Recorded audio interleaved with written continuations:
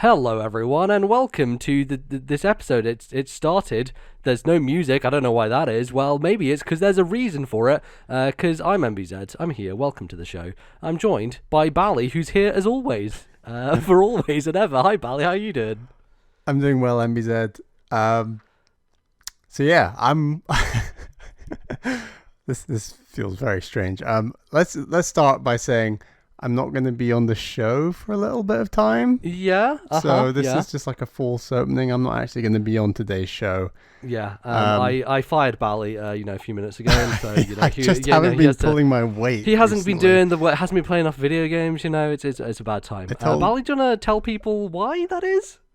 Well, basically, me and Caroline have had a baby. Holy shit! It's a child, a real live baby. Yeah, it's incredible. And yeah, we didn't obviously tell listeners that Caroline was pregnant or anything. Just wanted to keep it private, because all sorts of things happen. But who knows? Yeah, just wanted to keep it private. But yeah, seems like it's all good though. It has went well. It's you have a child gone now. Well, and we have a baby boy. And I'm not going to share like his real name on the show or anything, but I was thinking he does need a show name. You need a reference point, But you here's need a the nickname. thing: if you follow like Nintendo logic, there's two options. Okay, yeah. You can either I go like this. Baby Bally. Baby Bally, yeah, that's one option, of course. You go the DK route and you go Bally Junior. Yes. Now, these are tricky paths to navigate. I would prefer going with Bally Junior. Because as this baby becomes older, yes, and is no longer a baby, right? See, Baby Mario is a baby for eternity. That's the thing with Baby Mario. Whereas this baby is going to grow a bit older, and then that's the thing with like Baby Mario is then Baby Mario just becomes Mario. So Baby Bally can't just become Bally because then you're Bally and your child can't also be Bally. So I think Bally Junior is a solid podcast name. It's pretty solid. Yeah. No, I think it's good. It carries through the years. So when this child is 30 years old, then they will still be called Bally Junior forever and eternity. Exactly. So it's a good theme. It's a good way to roll things out. But so Bally's not actually on this episode that you're listening to right now. He's here at the beginning, but I am going to be on podcast paternity leave. And we're going to say a month. And so I should be back after a month. So sort of. Yeah, we'll see how it goes. If you need a bit April. longer, that's fine, and all that good stuff. But I hear MBZ has some excellent guests lined up to fill my seat. As always, there's so many people out there, and some good folks to chat Nintendo with. So yeah, this episode has Devon, who's great, and we had a great episode. We talked about lots of things, including Elden Ring, a video game that's definitely Nintendo, of course. You'll be hearing it in a little bit. But anything else you want to mention here, Bally, at the top?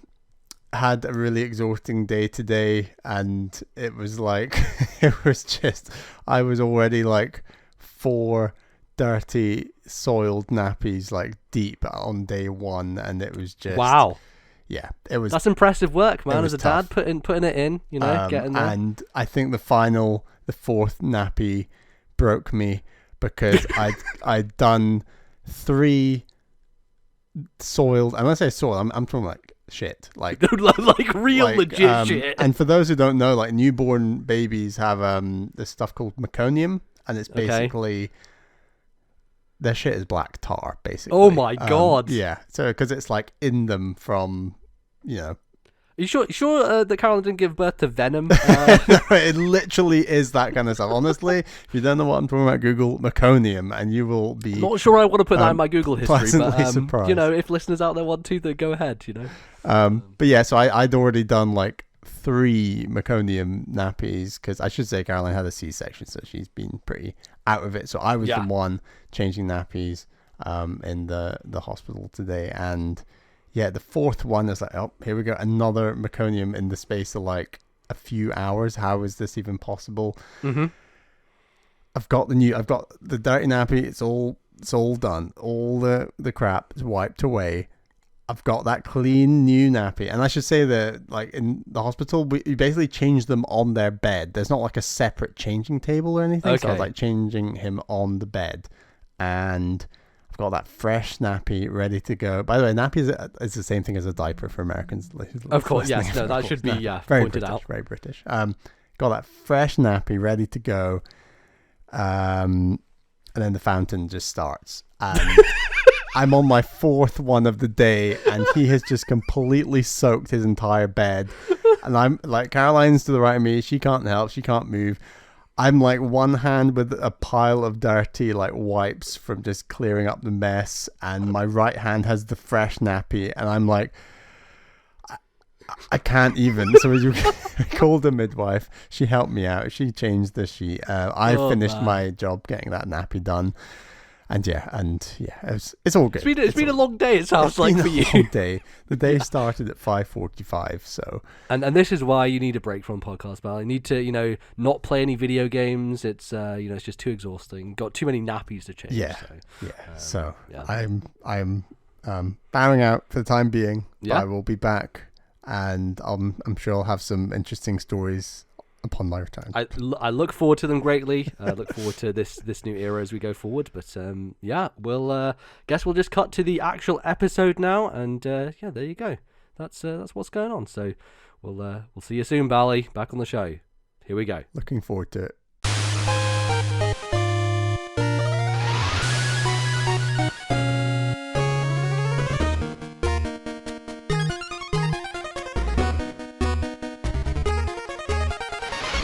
Hello everyone, and welcome to This Nintendo Life, episode 217. My name is NBZ, and I've been abandoned, I've been betrayed, I've been stabbed in the back, because Bally, he's gone, he's left me, he's run away to a faraway land, and I've been joined by his doppelganger, the third seat in this TNL land. Is Devon back on the show? Devon, how you doing? I'm doing great. I was considering doing like a Scottish accent impersonating Bally, but I thought I'd save everyone that pain.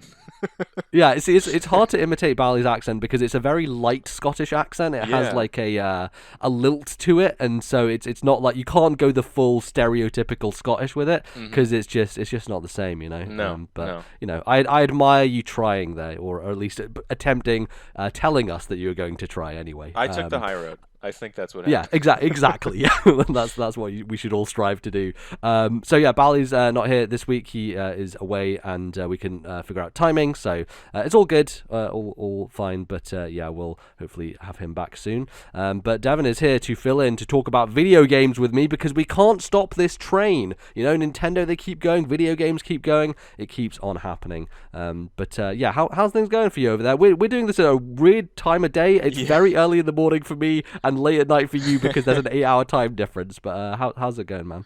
I'm doing great. I'm excited. I mean, I think you guys probably all know what we're gonna end segment 1 here with, but that's a game I'm very excited to talk about and have a lot to say. For sure. We'll get into what we're going to be doing today. We're going to be obviously doing our video games, what we've been playing to kick things off. Then we'll do some emails, and we'll close out with a bit of discussion about this whole Pokemon thing that people have been going on about. Scarlet and Violet, they just dropped some news on a brand new 9th generation. Whenever you say 9th generation to me, it just makes me feel like extremely old and crawl up inside myself, but that's where we are. Can you imagine like what the rate they go, like 2 or 3 years from now, that we're gonna have friggin' Gen 10? Yes. I said that out loud, and it made me think of, like, I don't even know if you guys had this in the UK, but the old like Ben 10 cartoons from like 10 or Ben 12 10. years ago. Yeah. It was a big thing over here. I was too old for Ben 10. Some of my cousins were into it, but he turned into a monster with his watch, right? Yeah, that was the thing he did. That was his thing. Yeah, I weirdly was talking to someone about Ben 10 the other day, and I don't know how it came up, but here we go. It's here again. Ben 10 back in 2022. Everyone loves it. Yeah. I'm saying is, like, calling it 2 or 3 years out, there's gonna be a bunch of like Ben 10 Pokemon Gen 10 memes that are going to pop up on Twitter and Discord and whatever. Oh dear. Yeah, you need to be a real, like, specific kind of generation to do that, but I feel like that's the generation that is still playing Pokemon to this day. Oh, for sure. Let's not kid ourselves. Everyone's playing Pokemon to this day. The amount that series is selling, the way Arceus is done, it's crazy. But anyway, let's talk about some video games we've been playing. Devon, you played the new demo for Kirby in the Forgotten Land, which I have yet to check out. I think I'm just going to wait until the full game comes out. But interested to hear what you think about this new Kirby game that's coming at the end of the month. Yeah, so I feel like I'm just from what I've seen, the general discourse being, on Twitter, on YouTube, whatever, I feel like I'm a little bit in the minority here. I was pretty underwhelmed by the demo, Okay. which I feel bad about saying. So, Yeah, because no one wants to hate Kirby. He's this lovable pink puffball, and nah, I love Kirby. Did you play Star Allies? I didn't know.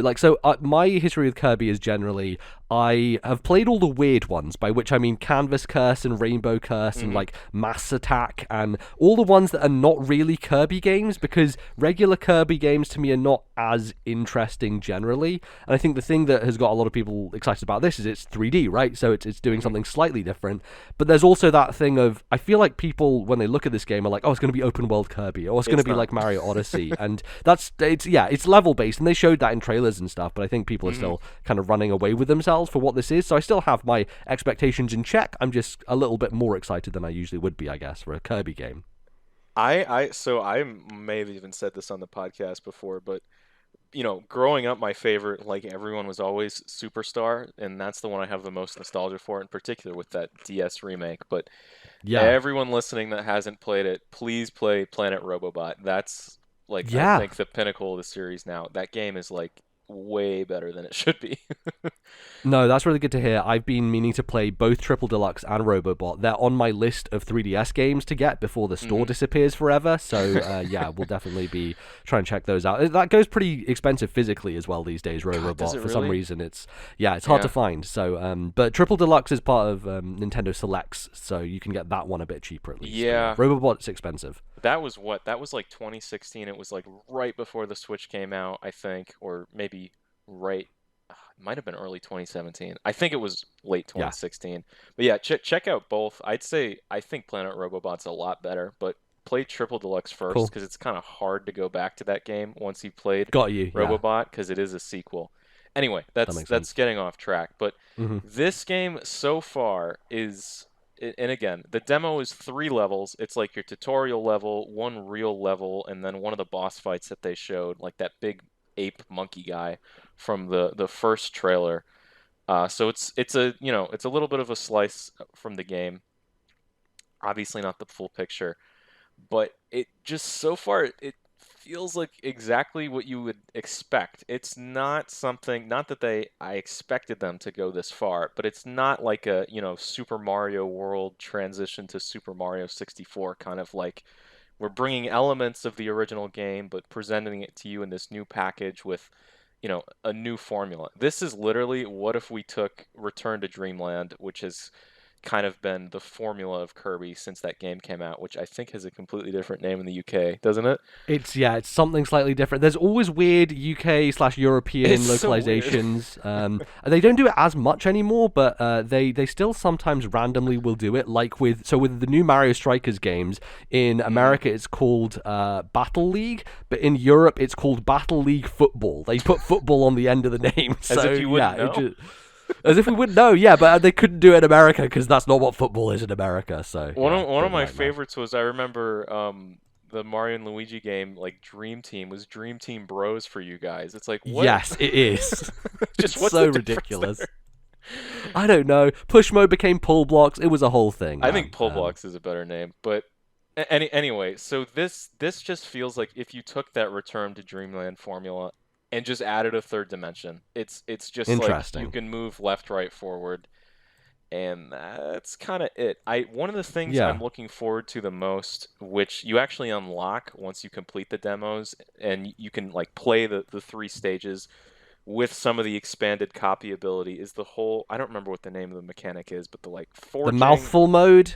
No, not mouthful mode. It's evolved abilities. That's what it is. They showed that in the second trailer, which as the game progresses, I don't know what you need to do to unlock them, but you probably get collectibles or spend some of the currency in the game to like further upgrade your copy abilities. And there seems like there's some like customization there, which I think is very necessary, because for those of you who have played Kirby games, you'll know, in particular, just as the series has moved forward and forward in time, some of those copy abilities are like more akin to a Smash Brothers character.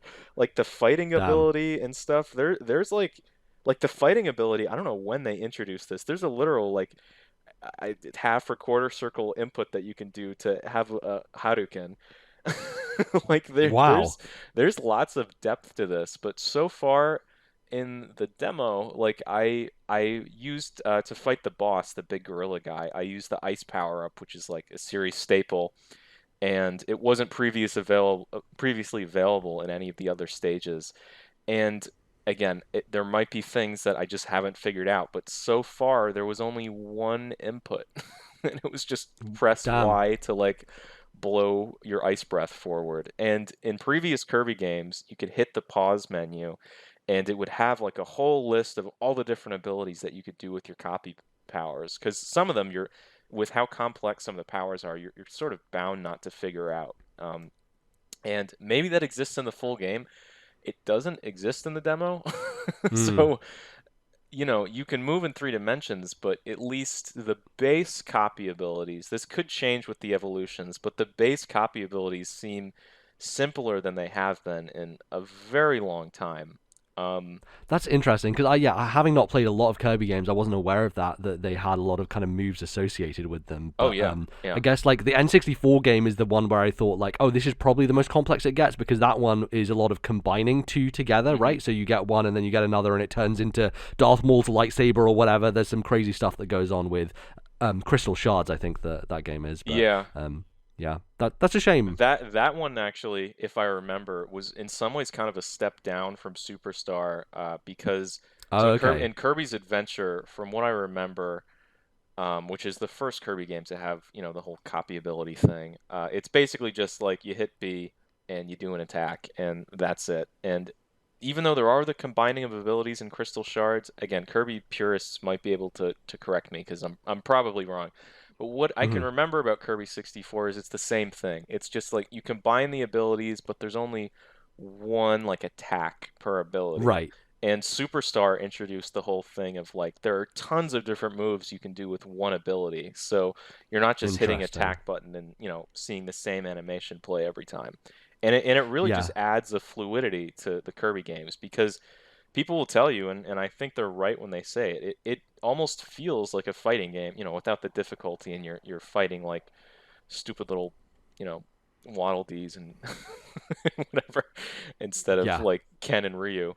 But it feels like a fighting game with some of the versatility you have in these moves, and it's not there in the demo so far. The other thing that is kind of disappointing to me, and I think this is the sort of thing that it really depends on who you are. These kind of things bother Hmm. some people more than others.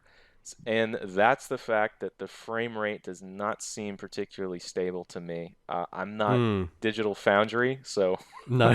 Where's your frame time yeah, graph? Put it on the podcast screen right now in their brains. exactly. No, so the game's definitely running at 30, which for a platformer already kind of sucks. In Yeah, particular, it's a shame. yeah, in particular, a 3D platformer. There seems to be. Especially when you compare it to Mario Odyssey, which like that game is much more impressive visually Yep, and still runs at a solid 60 the whole time through. exactly, exactly. And yeah, it never gets like crazy. It's not like that Hyrule Warriors game that came out on Switch last year. Yeah, That was like that's a rough. nightmare.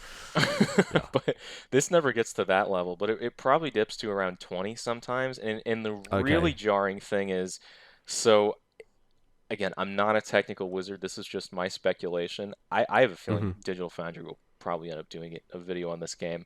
But if you remember, this is a deep cut, but when the 3DS version of Smash Brothers came out, they made a Yeah. point that so that game ran at like a rock solid 60 FPS, except things like assist trophies and Pokemon ran at 30 Right. frames just to Yes. Yeah. help the game run smoother, which is like, yeah, that makes complete sense.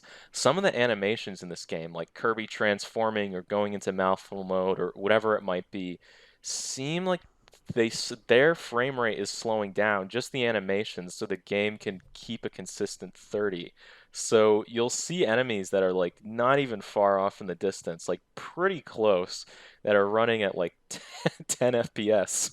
Oh my goodness. Yeah. And That's interesting because Pokemon Legends Arceus kind of does the same thing. I remember seeing a Gyarados when I was up on the mountain, and he was very like stuttery almost, like he was stop motion or something. But it's just because they were running those Pokemon flying in the air at a much reduced frame rate, which is, that's just kind of what they have to do, I guess, from a technical level. The Switch is kind of a bit long in the tooth, and they kind of, it feels like they're doing that across a bunch of different games at the moment just to get the performance to be consistent as opposed to being all over the place, which I would prefer, honestly. Like I'm fine with them doing that if it means maintaining a stable frame rate, because even if you have something at 60, for me personally, if it's dropping to 40 every 2 seconds, then it feels bad, right? The pacing is off and it feels worse than a solid 30 to me personally. So no, for sure. I think that's something we'll end up touching on later on in the podcast. Yeah. Well, I'm guessing that having played the demo, you're not as convinced to pick up the full game as a result of checking it out. I probably still will.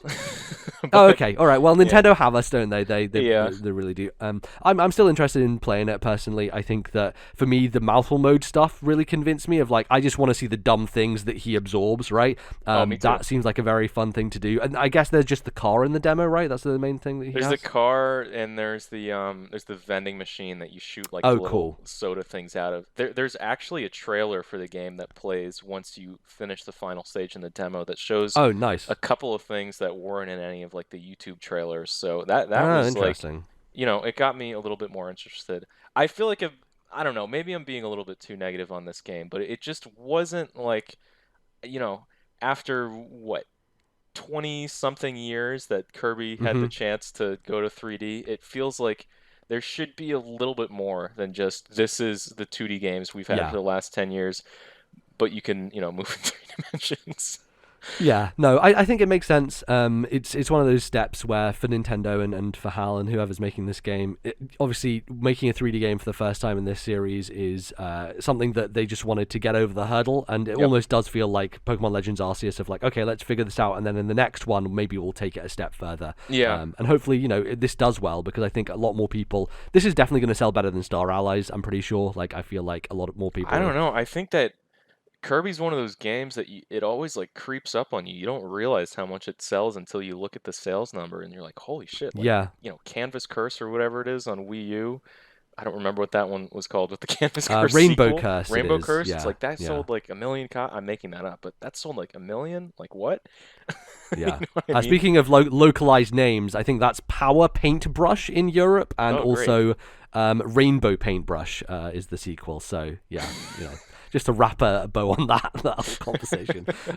But cool. No, Kirby sounds good, but also not great. But also, I'm still gonna play it. I just want to play it to be surprised by the weird stuff that he absorbs. I just want to see Kirby be a spaceship. That, as we talked about, I think on last episode, me and Bala were going on about how Kirby will become a kind of Asura's Wrath giant god and absorb the entire planet. And he will go around destroying the universe. So I'm excited for that. Sounds like the ending. And he shoots moons out or something. That's 100%. Yes, he's going to blast moons from his mouth. It's going to be fantastic. Awesome. So I picked up the brand new release for Nintendo Switch. It is Square Enix's latest hotness, Triangle Strategy. They just keep coming out with banging names for their video games. Just announced, what was it, Dire Friend Chronicle or something yesterday? Because Square Enix, they love naming their video games amazing things that people will remember forever. Devon, I know you're slightly interested in Triangle Strategy, but have not picked it up yet because you're playing a bunch of other stuff. But this game, I don't know if did you play the demo when that came out last year? Yeah, I played the original demo that came out like when they revealed the game, but I didn't play this second prologue demo that they released. I don't even know when that one came out, but I played the original. It was like demo. a month ago, I think. It was after a Nintendo Direct. I think they shadow dropped it. They were like, hey, here's the first 3 chapters, and then you can carry over your progress to the game, which is a thing that I really like that this team does. They did it with Octopath. They also did it with Bravely Default back on the 3DS. You could carry over Bravely Default save data, and I think maybe Bravely Default 2, maybe wrong on that one, but no, I think they did with that one as well. Yeah, which is a really nice thing, and it's a good way to sucker in people who aren't like people who maybe wouldn't have got it day one, but then they start playing the demo and they're like, oh, I really like this, and then you get them. It makes sense. And the demo itself was like extremely large in terms of hour count. I think it was like 4 to 5 hours. I'm currently about 14 hours into the game, and I just gotten to the point where the first demo ended. So to give you an idea of like the length of this game and the size of it, I think that's chapter 7, and I've heard there's like 20-ish chapters in the game, so just under halfway through. And the thing I will say is, and a lot of people have been talking about this game this way, it's verbose in a way that a lot of games are not. There are many cutscenes and lots of dialogue, and it is... the voice acting, I will say, is not great, but it is hammy in a way that I can kind of appreciate, you know? There are certain characters that I know from the demo were not great, like the main protagonist guy, Serenoa. He's pretty rough. His love interest, Frederica, is probably the best in terms of her voice acting, but overall, the cast is like, I think I've heard a lot of people saying they just switched to Japanese voice acting instead, because it also means that, and I do this with the Yakuza games a lot, is you'll read the line of text while they're still speaking, but it feels okay to move on and skip the kind of voice dialogue to move on to the next line. But when it's in English, it's harder because you understand the language, and so hearing it get cut off mid-sentence is often a little bit weird, and your brain's trying to kind of catch up and read at the same time. So I have kind of been just watching through and letting the game tell its story to me, and just hitting the auto button and just let it go. And it's one of those things where I think if I wasn't as interested in the narrative, it would annoy me a lot more, right? Of them spending so much time with these characters and like these three. So there's the 3 kingdoms. You've got Hyzant, who controls all the salt, and you have S-Frost, who controls all the iron, and then you have Glenbrook, who are kind of in the middle, and they're kind of a go-between, but they also, you know, work out like deals between the nations and those types of things, trade routes, that type of stuff. And it's all based on the idea that there was this war back in the day called the Salt Iron War, where everyone was fighting over these resources, and then they came to a truce, and it was all good. And obviously, you know, this game starting talking about how, we're in an era of prosperity and peace, you know, very quickly that's not going to happen, because this game is about war and killing people. So very, very quickly, there's betrayal, and there's politics, and war starts to happen, and yeah, that's when you kind of get into the tactical side of it, which I think for me is definitely the most interesting part. Every character that I've gotten so far has felt totally different and totally unique, and I think that's really important in a game like this, where you have a lot of options, but unlike Fire Emblem, where they kind of go into broad classes that are all, you know, Seth is going to be the same as Franz, you know, when he levels up into a paladin. You know, not on a stats level, but they have the same things they can use and the same types of weapons, utility. You know, there's a similarity there in terms of the class. Whereas here, it feels much more bespoke. One of the funny things was, you know, they will just randomly show up of like, there's a character story in the bottom corner, and it's like, okay, click this and you'll be able to add someone new to the party. And one of them was the barkeep. So there's a tent that you go to as this kind of in-between area where you can buy weapons, you can upgrade your characters, you can do like mock battles as well as kind of a way to grind up levels. And you talk to the barkeep to do those mock battles, and then all of a sudden the barkeep decides, I'm going to join the army now, and then she just suddenly gets a name, and then she just becomes a part of your crew. And she is a healer on horseback who has a staff that can hit 3 enemies in like a vertical row. So she's like totally different from any other healer that I have. There are other types of characters, like there's a medicine lady who can throw items to characters from far away. So if you want to heal somebody with an orb but they're not right next to you, she can throw it to them, and she can also use double items whenever she wants. There's this guy I just unlocked who can put ladders onto structures, and so characters can climb up those ladders to get out of danger onto rooftops and just run away. That's cool. It's really interesting, the amount of different stuff that you can do with these classes, and so far none of them have repeated. I'd be interested to see if there is any of that later on, but from what I've seen so far, it feels like they want every character to be unique and give you a different reason to use them, right? Similar to Octopath and similar to Bravely Default, it has a kind of TP system where you have those kind of circles that you build up, and then you can spend them to do special moves, and so you accrue these every turn. So like if you wait, you'll get a second one, and then Frederica, if she has 2 pips, she can do a fire spell, right? There's a character who can increase the amount of those that you have, so he basically charges up other characters to give them bonus TP. It's kind of like, I can't remember her name in Octopath Traveler, but there was a character like that who basically her entire job was to give TP to other characters so that they could use special moves. Oh, yeah. So yeah, there's a lot of that stuff happening. You played Octopath, right? Yeah, I played, I don't know, a good 30-40% of it, something like that, and I just kind of fell off. Yeah, for me, Octopath was a cool game in a few ways. Like, its music was excellent and its battle system was excellent, but everything to do with the story and the way that it was so disconnected and the way it was very grindy in a sense, it didn't work. Yeah, in particular, it feels so strange. I'm sure you guys talked about this game on the podcast, but that apparently Live Alive. Yes. No, apparently it's not Live Alive. Or apparently it's wait. I don't know what it is. Is it Live Alive? Yeah, no. It's Live Alive, which doesn't make any sense to me. I feel like it should be Live Alive, but it's Live Alive. Anyway, it seems like they were doing the exact same thing Octopath tried to do like 20 years before, but like it worked. Right. No, it's really interesting that game has popped back up and that Square are remaking it, because it's so weird. Clearly when you look at it, it was the influence for Octopath Traveler, right? Like these disparate stories, but this one seems far more interesting from a conceptual level of all these characters that are across different time periods. It's almost Chrono Trigger adjacent, and it's really interesting that obviously it came out around the time of Chrono Trigger. I'm very interested in that game. I was just going to say, I'm really looking forward to it. It's, I think, $50 here, which is a little like, yikes. Yeah. Well, I mean, that's the way Square Enix is able to get you to pay full price for old games now, isn't it? Is using this 2D HD style, which I should say is still gorgeous. I still really like it, you know? I think it works really well, and it's nice in this game because they have these dioramas, these kind of areas, the towns that you go to, and usually like between story stuff and between battles, you'll also have moments of exploring the town and finding hidden items of like, there'll just be like a shiny thing on the screen and you can go there and you're like, oh, you found a health pickup, or you found an item that will boost your health, or some ice ring that will resist whatever ice moves get done to you.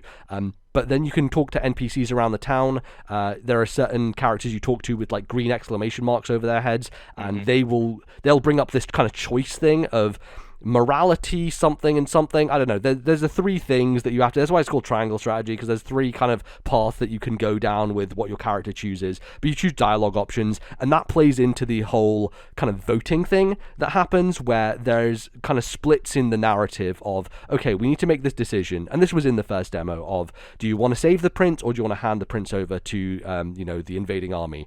And which did you do? You have to. Well, so back in the day, I actually did both routes. I went and tried out both maps, and just because I loved the demo so much, I just wanted to get as much out of it as possible. This time I decided to go with the protect him route, and that involves talking to your allies and deciding, okay, trying to convince them basically with your words to vote in whatever direction you want them to, right? So it's about using those dialogue choices to see, like, can you get them to your side? And it's a lot trickier than you would expect, especially because, so they have this system of you can find out information by talking to other NPCs, and if you have that piece of information, a little lock on the third option will unlock itself, and it's like, oh, you now have a third option. And so you would think, as a video game player, of like, well, I've got the third option unlocked, that must be the one I say to them.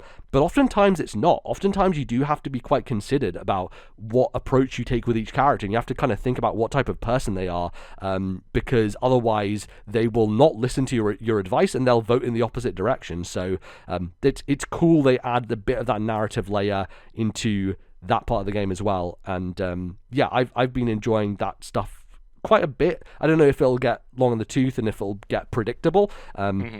But at the moment, it feels quite fresh and interesting, and they have so much kind of like little narrative stuff. Of every time you go back to the world map, you can choose to go to the red icon, which is just progressing the main story. Sometimes they'll have green icons, which are like, okay, these are subplots, so like what's going on in the rest of the world while this main plot is happening. So you'll hop over to Hyzant and see what Minister Saucely is doing, him and his bald head and controlling of all the salt, what's his plans in the background, and go to Esfrost and see what Gustadolf is doing, and it's cool to kind of bounce around these places to get that context. And as I said, if I wasn't as interested in the narrative, because I think there's a lot of cool like things set up in terms of the politics of the world and the war that's going on, the history of the previous war that happened, yeah, I don't think I would be clicking on all that dialogue stuff. And I can see people who play this game just as like, look, I just want to get through the tactics, I'm just going to skip every single cutscene. That's totally cool, because frankly, the tactic stuff is a lot better, and the real draw of this game. And I kind of wish there was a bit more of it in terms of how frequently you do fights. Obviously, you can go and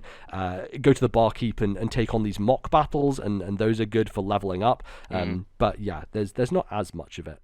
So you're kind of selling me on this. It seems really cool. It seems one of the things that it does that I like, at least from what I can tell, is there's a problem I think that exists within like the Fire Emblem series, that it's not something that would impact most players, including myself most of the time, but it really starts to show if you've played these games over and over again. And that's like, we talked about Sacred Stones earlier as an example.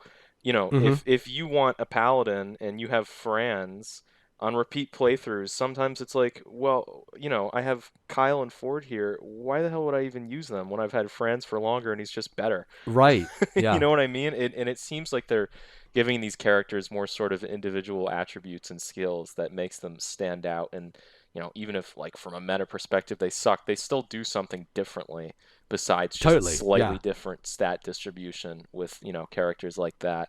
So is there a class system? Because in the original Final Fantasy Tactics, which this game is obviously heavily inspired by, it's sort of all based around that Final Fantasy job system. Is that in this game, or do characters just have like, this is your class? There is, yeah. So there is a class menu. You can change classes. Okay. I think it's a linear class thing, so it's not like Sacred Stones where you can do split path. You could do Great Knight or Paladin, right? I think this is generally a bit more linear, though I haven't dug deep enough in yet to find out, because I don't think I'm far enough to upgrade anyone at this point. There is a skill tree that you can upgrade, like them to like weapon level 2, for example. So I just upgraded Serenoa to that, and so he has a silver sword now instead of his iron sword or whatever he started with. And each character has like, okay, you can put a point into I'm going to upgrade the amount of damage they do, or you can choose to increase their health, and you can do that entire line of upgrades, but they cost a lot of resources, and resources are harder to come by, so you have to kind of make that choice early on of, okay, everyone, I'm just going to upgrade their health, or I'm just going to upgrade their weapon to start with, and then later I'll wait until I get more, and then I can do another bump to make them a bit better. But yeah, that stuff is there, and I'm interested to dig into more of the class stuff and see how that works. But yeah, as you were mentioning, there's a character who's called an acrobat, who one of the things she does is she can throw, so there are items you can get that are like thunderstones or firestones that will do damage elementally to enemies. Now that's the other interesting thing. There's elemental kind of weaknesses, and there's ways in which you can, so if there's ice on the ground and you use a fire spell on it, that will melt into water. Then if you use a thunder move on that will do additional damage and absorb all the water around it. So that's cool. They're really toying with that stuff, which is great to see. But yeah, like this character, so she can throw those stones, but then she can also create a decoy of herself. So she can just pop out this decoy, just stands there, and the enemy just rush towards it and beat it up, which is a great distraction tactic if you're trying to kite enemies to a location, or get them away from someone who's weakened and is about to die, that type of thing. And on that point, I guess, there is no permadeath in the game, which initially I was like, oh no, someone died, I'm gonna have to restart this map. I'm like, wait a second, no, it's not Fire Emblem, it's fine, they're just gonna come back afterwards. And they kind of have to do that with how integrated every character is into the story. It's just built that way, and it works, I think, because I don't mind that, just because again, another problem with Fire Emblem I find is, one of the core things is that like you want to get attached to these characters, and with classic mode, it's permanent death, so it feeds into the gameplay, blah blah blah, things that have been discussed a million times. But with the fact that these characters can die, there's just the main cast of the narratives tends to be so small. Like again, Fire Emblem 8, how often do you see loot in the narrative? Never. Exactly.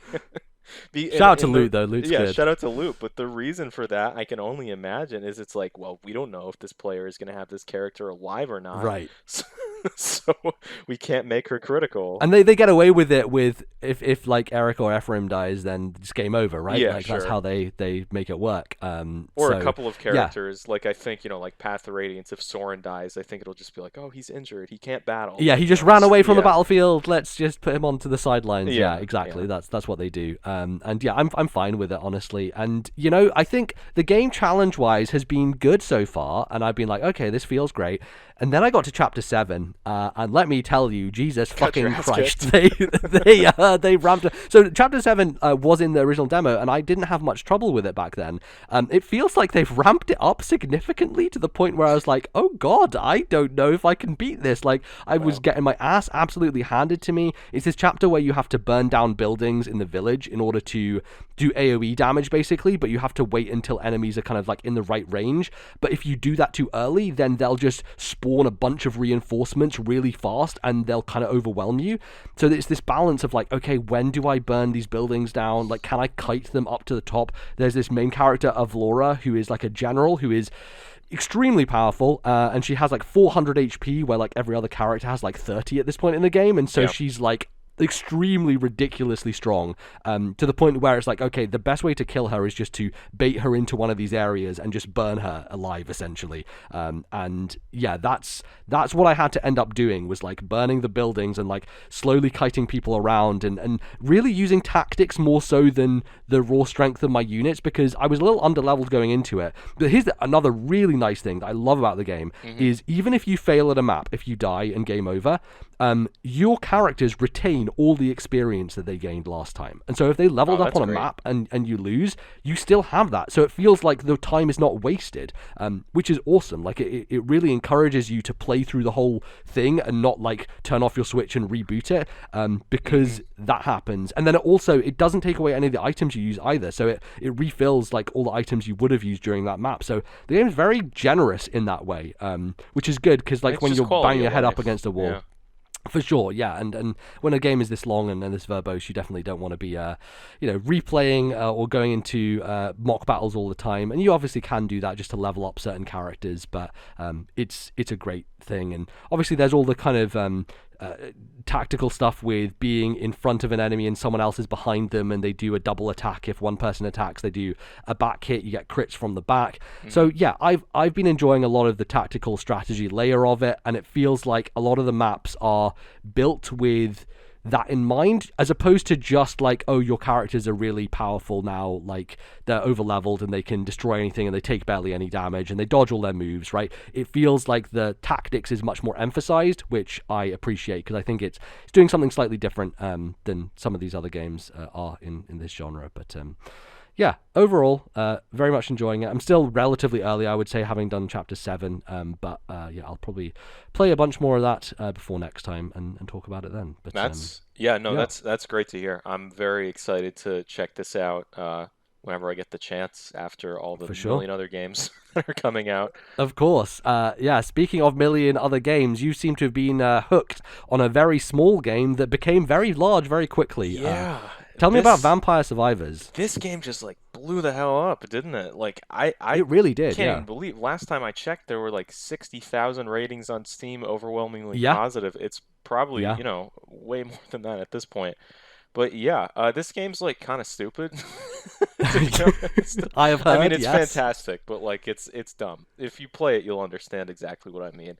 So this is, I think, part of the reason this game blew up so much is because I think it's $3. It's extremely cheap, it's like a stupidly cheap price. Yeah, it's one of those things that it's like, if you're interested, like just pick it up. If it goes on sale, it's going to be what, $2 instead of $3. Yeah, I feel this is inevitable that this comes to Switch later this year at some point and console platforms, because it's just done so well that it makes sense for them to put it on all that stuff. So, do you know much about this game or no? So I know it's a roguelike where you're this guy, and there's a lot of like Castlevania assets in it, because I think the guy just bought a Castlevania asset pack years ago and decided to use it. And you basically just use the analog stick and you kind of auto shoot projectiles out of you, and you try and kill things that come towards you, essentially. That's kind of the gist I get. I mean, yeah, you nailed it. I was gonna say, the reason I asked that is because not only could this obviously very easily come on Switch, but this would be like an incredible mobile release, because all you're doing is moving, upright left forward or Mm-hmm. whatever. Down. You know what I mean? Yes. You know what I mean? It's late. It is late. It's early for me. Yeah. But yeah, you're just moving in analog directions or like, selecting something on a menu. So it could work really Mm-hmm. well on mobile. But it's still in early access, so there's still content to be released and added, but already there's kind of a surprising amount of content here. It's definitely like, how do you put it? It's wider than it is deep. Yeah, for sure. Like there's not a lot of kind of depth to the strategy, I guess, of it. It's just like about building a power slowly and then having the satisfaction of just overwhelming hordes and hordes of enemies that just kind of try and take you down, right? Exactly. So I think you can actually beat this game. Like there's some sort of final boss thing. I haven't Oh gotten there wow. yet. I need to like look online how to do it because there's sort of lots of cryptic stuff in this game. Um, Interesting. but the general gameplay loop is to quote unquote beat a level. All you need to do is survive for 30 minutes. And the way that works is there will be enemies that randomly spawn on a map. The map kind of loops back on itself, Pac-Man style. And when you kill an enemy, there's a certain percentage chance, I have no clue what it is, but there's a certain percentage chance that a little blue Final Fantasy looking crystal shows up, and that's like your XP. So when you level up, you get three options of either a weapon or passive, and you can have, I believe it's 6 weapon or passive slots, and there's at least like 12 characters or something like that in the game. So they don't change necessarily radically from character to character, but at least most of them don't. But there's still a lot of variety there. Hmm. And not only that, obviously, just like there is going to be in any game, there are some weapons that are better than others and some passives that are better than others. However, the cool thing that they do is, um, first of all, you don't just collect the weapon or passive, then you're done with it. There's levels to it, so they keep getting stronger. Like if you have a knife, it might add extra projectiles, or if the axe might do extra damage and pass through more enemies. Things like that. Things that definitely make a significant impact, saying like, wow, I feel stronger now.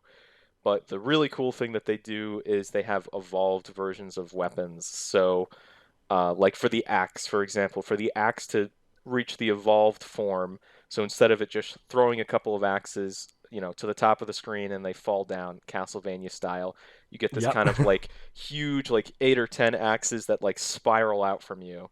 Oh, nice. It's like a big AoE attack, and the way that you unlock that is you need to bring the axe to level 8, as well as have a particular passive. I think it's the candelabra for the axe.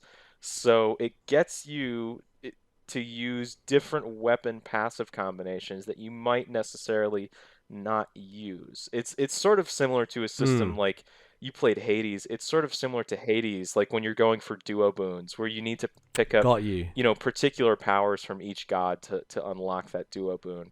Um, Right. Trying to have a build that kind of works in synergy with each other, right? yeah, it's cool, but the problem is there's only like 8 or 10 weapons, and only like, again, I'm making these numbers up, but there's only like eight or Sure. ten weapons and like 6 of them at this point that have evolved versions. So not even all of them have evolved versions, and once you do it, it's like, wow, that was cool. But then on previous runs, once you've sort of played with all of the different weapons and all the different evolutions, it's like, okay, I mean, I'm kind of just gonna go with like what works the best for me, Right. Yeah. instead, Exactly. instead of experiment more, because Yeah. even if there's got to be some kind of algorithm formula, whatever, to how these waves spawn and how they're different in each runs. But you're still kind of like, I just need like lots of damage in a circle around me, so I don't get hit. Like that's Exactly. that's your Yeah. main strategy. So some of the, like, there's a passive that gives you more health, which honestly, early game can be kind of useful, but late game it's like I'd just rather have the damage because I'd rather not Interesting. get hit at Okay. all than have more Yeah. health. Yeah.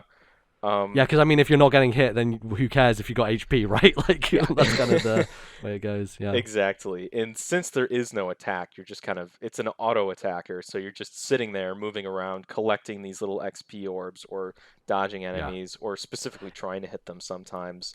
It just sounds like a dopamine rush, this game, absolutely. right? Just like, oh my god, things popping off constantly and just explosions happening and you getting loot and sounds really cool. Yeah, I mean, for $3, it's like incredible, and the music slaps. And if you don't want to listen to music, oh, dude, it's like the best like podcast or video, YouTube video essay game. Now you are speaking my language. It's that's so exactly good. what I'm looking for. If you've had like a long day at the office or whatever, and you're like, I just need to fucking kill an hour, play 2 runs, and watch the new H-Bomber guy Deus Ex video. Yes. That's 3 Yes, exactly. No, I've just started that, and that would be a good thing to pair with the long video essay. I agree. So exactly. Awesome. Yeah, I'll probably pick it up at some point this year. It's extremely cheap, so it's I mean, so cheap. It doesn't. I don't even need to wait for it to go into a sale because it's £2. Like, what else? How they're gonna discount it 50% to £1? Yeah, great. That's really gonna make a difference. Just try it out. It's got a lot of potential, and I don't think it's quite there yet. But at the same time, it's like it's an early access game. I think it's only been in early access since like January or something like that. So it's super new, and there's a lot of room to grow. And I think, as I said, I think that's the reason it's like blown up so much. People are like, hey, it's $3. I saw Northern Line play this or whatever, so I'm gonna check it out. That's exactly what I did. And you're the roguelike guy. You're every time there's new roguelike, you're like, look, man, you got to check this out. And usually, you're pretty spot on with that stuff. So yes, I look forward to checking it out. Great. All right, let's get into it. So we're going to talk about Elden Ring on this Nintendo podcast. Right. I think I'd love to approach this from the perspective of, okay, people talking about this as similar to Breath of the Wild in some ways. And I'd like to maybe frame it from that perspective of, okay, if you like Breath of the Wild, can you go into Elden Ring and have a good time, and like what kind of things it does similar and how things have been. But maybe just start off with how do you feel about this video game, man? I think it's fucking incredible and one of the best things I've played in a long time. But I'd love to know your thoughts. Yeah, no, I think this game is like outstanding as well. I have been hooked. I played like it just ate up like the first weekend I played. I haven't played it in a couple of days because I've been having a lot more going on in like work life and stuff lately. But it's I just need to like stop, because if I start this game when I get home, I'm gonna be up until 3 a.m. and be exhausted for work the next day. So like I think, from my perspective, as someone who has never played a Souls game before, a lot of what turned me off about Souls games wasn't the difficulty necessarily, because I actually kind of liked the idea of the challenging combat and like the deliberate nature of it. Yeah, sure. It was more the aesthetic, it was more the setting of like Bloodborne is this creepy dark place, and I just feel uncomfortable in those types of spaces in video games, so I generally don't want to go and play them. Sekiro was the one I was the most interested in, because I was like, oh, this kind of like Japanese setting, and I think it made a lot more sense. But Elden Ring speaks to my sensibility a lot more. It's still like a little terrifying in some ways, but it's a big fantasy world with lore and history and a lot of amazing landscapes and that type of thing. So for me, it appealed a lot more. But it's still one of those things of like, it's a little scary, so it's hard for me to like sit down and boot it up. But when I do, I can't put it down. It's like impossible to stop, because there's always like something that you want to do, somewhere you want to go and explore and find. And I guess if we're talking about like the comparisons to Zelda, for me, that's the thing that it nails the most, is that mystery in the world and that desire to go and find stuff.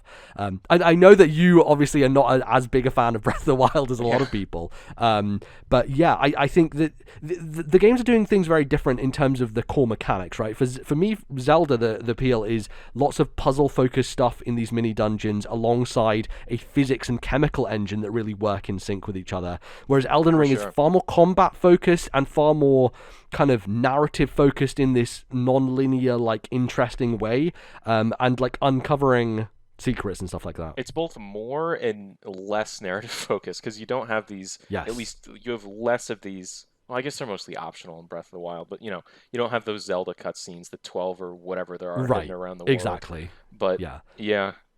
But it does have like the similar memories thing. You find paintings in Elden Ring, and it shows you like an area, and it's like, go to that area, there might be something there. Which, one of my favorite things about Breath of the Wild were those memories of like, this we're not going to tell you anywhere in the world where this is. Figure it out from this context, from the view. All those shrine quests or whatever they are. Yeah. I think those as well were really good. Of where you met the guy, I can't remember what's his name, Cass, the guy, the accordion Cass. guy, and he's outside doing his little riddles. Like that stuff was great. And the other thing I think is the map. The map is very similar in the way that you open up just the topography of the land, but then it allows you to place your own markers and be like, oh, I wonder what that is, right? Like yesterday, I found this kind of rise, this area on a rise, and there was kind of like, it looked like a broken down structure, and I went there, and I found inside maybe the best NPC I've seen in a video game. And I'm not going to spoil who he is, but it was fucking incredible. And like, if I hadn't decided, oh, I'm just going to wander around this one area, you know, I wouldn't have found that. Is it Alexander?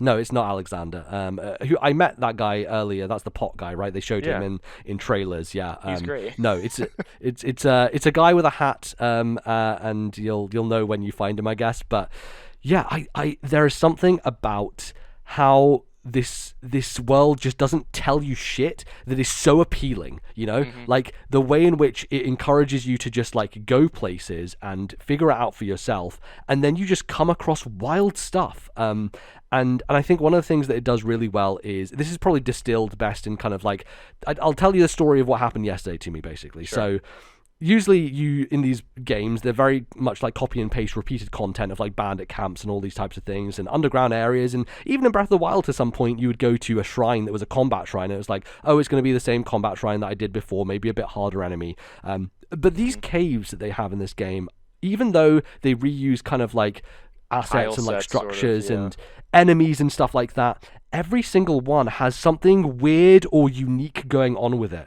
So this one I went into, it had a bunch of skeletons, and they were really annoying to kill because, you know, they fall to the ground, but then they don't disappear straight away. You have to like hit them again on the ground to like melt them. But it was really awkward for me to kill them. So I was like, okay, I'm going to apply some holy damage to my scythe here. So every time I hit them with damage, they'll just die instantly. They'll just vaporize. So that's one problem sorted. Get down to this basement area. There's like these kind of crabs walking around, and there's a door I can't get through. And I'm like, all right, okay, I'm going to go get that item. And there's a message on the ground being like, beware of traps. So I'm like carefully going around the side, and all of a sudden this fucking crab just like falls from the ceiling, like into the middle of the room. I'm like, shit, okay, got to fight this crab. Then a second crab falls in the other room. I'm like, Jesus Christ, these two crabs. So fighting them, die to them, go back. I'm like, okay, so I'm probably not supposed to go that way. But I'm like, where do I go? There's no route to get through here. I need to find a way. And some messages like in this, there's this room with these kind of giant scythes falling from the ground. They're kind of like big executioner things that kind of come down, and you have to dodge past them. Yeah. And there's these messages saying like, oh, up, look up. And I look up, and there's this motherfucking skeleton guy standing there throwing firebombs at me. But he's on a ledge. And I'm like, okay, well, I can jump, but I can't jump that high, right? Like, this guy is really high up. So I'm like, how the fuck do I get to that place? Because it seems like there's nowhere else I can go. I've explored everywhere else. I used a stone shard key to open somewhere and found, like, this sick fucking axe weapon that I couldn't use. And then I'm like, wait a second, could I? And so I walk over to these kind of scythes, and I wait for it to go underground. I stand on top of the slit, and it starts moving up and raises me up with it, and it lifts me up to that ledge, and that's how I get on top of it. And I go through this entire area, fall down this hole, open up the lever to open up the boss door, and then also at the end of that area is a completely secret boss, this fucking massive assassin guy who is way harder than the regular boss for this dungeon, and behind a hidden path. And like, there's so much shit in this is a tiny fucking area, right? And I must have spent 45 minutes to an hour just doing this one cave in this one area of this fucking enormous map. And I can tell this entire narrative of what happened to me as I went through and figured it out. It is absolutely incredible. Those moments are so constant and so unabating that this game is just filled with wonder and mystery, and just it's blown me away in so many ways. And I'm sure you've had many moments like that, right? Playing through this game. I mean, absolutely. I'm just, more than anything, I'm so thrilled that you're like, I know a big part of this is the whole open world thing to you, but I'm very happy that the Souls format has kind of like clicked with you. You're like, I get it now, and I'm super excited for you to go back to some of those older games, because they're amazing, as everyone says. Not to shit on Zelda, which I will do a little bit in this segment, but sure, go for it. That story that you just told, for the most part, that sort of area is the equivalent to what a shrine would be in Zelda, right? Right. And you could never, ever, ever possibly have a story like that in a shrine. Not like that, but I do think you can have stories like that in a different way. The stories for me with Zelda, some of the puzzle ones, yeah, exactly. That's the thing of like, okay, so I was in this dungeon with an ice cube and I kept moving it around, but it was melting. I was like, why was it melting? Turned out I had a fire rod on my back, and so as I was moving, it was just melting because of my own mistake. Like that's the kind of thing I'm talking about with Zelda, and why those moments make a lot of sense, because it is all about the chemical and physical properties interacting with each other to create weird and cool moments, and like ways of skipping past areas within shrines and all that stuff. Obviously, it's very different, but as someone who loves Breath of the Wild and thinks it's the best game ever made, I do think that it does have that stuff, but in a different context, I guess I would say. It's not doing the same things, which I think is important to note, because a lot of people have been comparing them, and yes, there's similarities, but I think Elden Ring has learned from Zelda in a way that isn't like Ubisoft doing Immortals Phoenix Rising, because Ubisoft were just ripping Breath of the Wild off. Elden Ring says, okay, what's interesting about Breath of the Wild? Okay, well, one interesting thing is that it doesn't tell you anything and it lets you go anywhere. Okay, so let's do that, right? Which Souls games in many ways were doing anyway, and so it's kind of an evolution of that regardless, but it still has that stuff to it. It's just like a perfect harmony. I feel like I've said this to people even before we knew exactly what Elden Ring was, or probably was even announced. I don't remember exactly when that game was announced, but maybe even on this podcast, one of the things I was always looking for from Zelda is kind of a more Souls-like gameplay loop, because I think there's a lot of stuff that works incredibly in that game. Like you said, chemical, physical engine. They're not trying to match it in Elden Ring, obviously, but there's never been anything like that to that degree in a video game. It's like outstanding, and the fact that it works so consistently, but still gives you surprising results that afterwards you're like, oh yeah, that makes sense. It's incredible.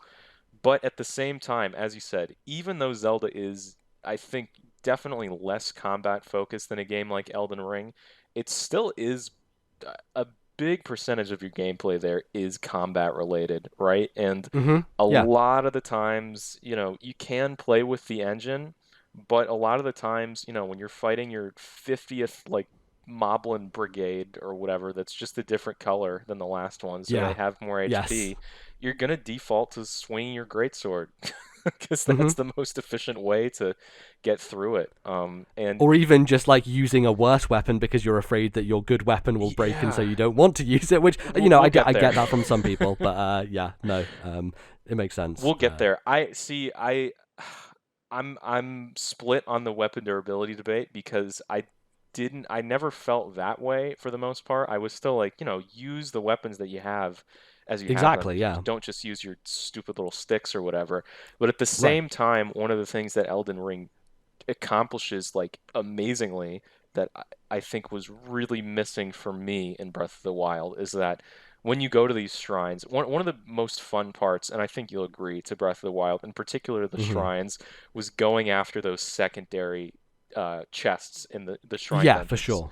That would sometimes there were pieces of armor, but more often than not, it would be a fire greatsword plus that you already have two of in your inventory. And in this game, it's a completely unique like scythe that scales with strength and arcane, so it's doing blood damage or something like that. It's like, holy shit, I literally couldn't have found this anywhere else in the world. And that castle that I found at the bottom of the map, there's an NPC who is Kenneth, and Kenneth is like, oh, my castle's been taken over, go find it. And I'm like, okay, let's find this castle, go there. The boss of the castle had like a bleed ash of war that I could apply to my weapon to do bleed damage, and was ridiculously powerful. And even in that dungeon I was talking about, the assassin, when I finally beat him, I got a talisman that increased my FP or gave me FP regain whenever I got a crit, and that's a completely unique... Oh, that's a really good one. Yeah, it's a completely unique thing that you're not going to get from any other place. Like this one boss, I don't think I'll fight it ever again in the rest of the world of this game. It's just this one area that it's in,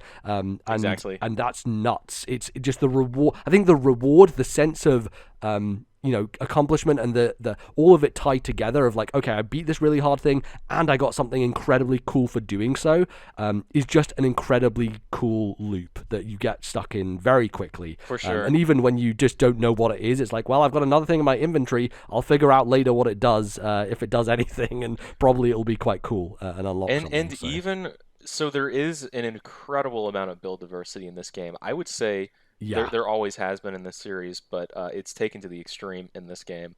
In particular with the whole Ashes of War system and all that stuff, being able to. So in previous games, you would need to, I don't remember exactly how it is, but if you had like a rapier, for example, and you said, okay, I have a rapier, but I want to make it scale with faith, you have to upgrade it a certain amount of times, then get like faith shards or whatever it is to make it a faith rapier or like a holy rapier, whatever it is. You have to go down a whole upgrade tree thing. In this game, it's like, okay, I want it to scale with faith. I'll put a holy Ash of War on it, and now it scales with faith. So you can make any weapon work with any build for the most part. There's still weapon requirements. But at the same time, like I'm playing sort of a mostly intelligence-based build with a dexterity as well as kind of my secondary offensive stat. Because I wanted to mess around with magic, because I had heard it had been greatly improved in this game. Yeah, man, let me tell you, as a vagabond who doesn't have any intelligence, I find incredibly cool sounding spells and realize I can't use them at all. Well, that's what I was just gonna say. Like, even when you beat one of these bosses in one of these secret little dungeons and you get some, big fuck off scythe that requires 32 strength to wield, it's like, I'm never gonna use this in my playthrough. And even though this is immediately, less useful to me than, Fire Sword Plus or whatever I said, or 200 rupees, it's still like, dude, I just got a big ass cool scythe. Even if it's less useful, I still like it more because it's like, it's a scythe. That's dope. Well, it also creates that possibility space of like, oh, well, I could respec to do that, or I could restart a new game. Yeah, I could have a new game where I spec into intelligence and do lots of magic stuff and get faith builds, and there's like dragon weapons that scale with faith that I'm like, I found this dragon church, I beat the dragon, I got the dragon heart, took it to the dragon church, and I'm like, oh shit, what am I gonna get? Oh, it's all this cool dragon shit, and that's great, but I can't use it because my faith isn't high enough, and so now I'm like, well, do I upgrade my faith stat? But every level up gets more and more difficult, and so I want to be putting it into like my main stats, but then I'm also really tempted to go in these other directions, and it just starts to get your mind racing, Exactly. which is incredibly impressive. And that's something that Breath of the Wild was always missing to me. The other thing I always said is I didn't need it to be as difficult as these games or have the whole soul/rune system, blah blah blah. But it was more, I was always wishing in Breath of the Wild there was like you could make a build for your character. There could be some kind of upgrade tree, which doesn't exist at all in that game, and is it's more about like finding specific armor for situations and regions. Like if you're going to the snowy area, you need to have the woolen cloak or whatever so that you are warm and you are protected and you don't need to worry about lighting fires every time, or as I did, just having a fire rod on my back constantly so that I kept myself heated as I ran around, or making food. Like I think that game comes at it much more from the approach of survival. Like that game focuses on survival games like Minecraft in an interesting way that Elden Ring isn't really interested in at all. So yeah, that's kind of the thing that it wants you to think about, I guess, in a different way. By the way, can we mention Torrent is the best horse in any video game and has by far the best controls. It's funny that like this game is secretly also a platformer. That's a funny thing to me. There have been constant moments of, oh, that rock face, I could probably get up there somehow and like double jump my way. It's bringing back Skyrim memories. Yeah, definitely. But like having a double jumping horse is the most video game fucking thing possible. That I love it. I think it's such a cool idea, and I just think the whole idea of having a jump with your character in the first place makes the world so much more explorable. Of there's a kind of area at the top of Stormvale Castle you can get to, and all of a sudden you're on the rooftops, and to get to different places you have to jump between rooftops, and that just wouldn't have been possible in previous Souls games, right? Because you don't have that ability to jump. You actually do. Even some of the Oh, really? Yeah, I assumed that you'd never had jumping as an ability in previous games. Most people don't even know it exists, but it's been in since Demon Souls. You have to like sprint. So circle is sprint on the controller. You have Yeah. to sprint and then double tap circle, and you'll do like a tiny little leap forward. That there's a couple of items in each game that it's like you probably couldn't reach them without jumping, but it's barely a mechanic. Right, that seems like a kind of secret thing almost that isn't built as a part of the actual strategy of the game, whereas with this jump, you can just jump. Yeah, you can jump from a standstill, and even I've heard from some people at work who are playing this game, and they are saying like, oh man, I was finding this boss tough because, you know, I had to jump over this attack, and I just don't think of jumping as a thing because their muscle memory is built to block and roll, right? Just rolling away or blocking. Whereas me coming into it fresh, I'm like, oh, I like platformers, right? And so like these sweep moves come along, and I'm like, hit the jump button, dodge out the way, and it's made things weirdly a lot easier for certain patterns in bosses because I just have that muscle memory of platforming as opposed to rolling and blocking constantly. So it's almost like that becoming a part of the gameplay is a fascinating thing to me that I think was a really smart choice and has added a bit of depth as well as just like creativity and the ability to explore spaces, which is amazing. For me it's just such an exciting world because it's so unexplored. You know, there are those moments of an elevator that in particular you'll probably know. I think this is a moment for a lot of people where this elevator,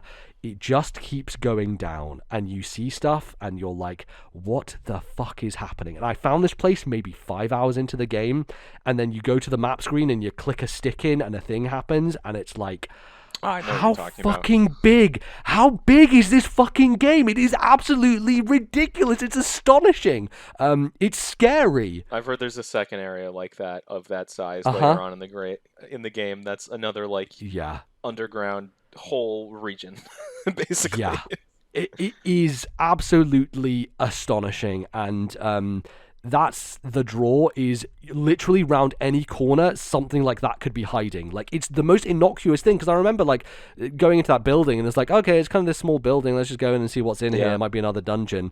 And then that happened and I was like, oh, anything can happen in this game. Like, literally, I could just be walking around, you know, as happens early on for a lot of people. It's like, I'm just walking around this swamp. Oh, there's some guys. I'm just going to slowly sneak up on them. Boom! Fucking dragon out of nowhere just, like, comes and destroys them all. And all of a sudden, you're in this massive boss fight against this enormous giant dragon breathing fire at you. And it's like, what the fuck is this game?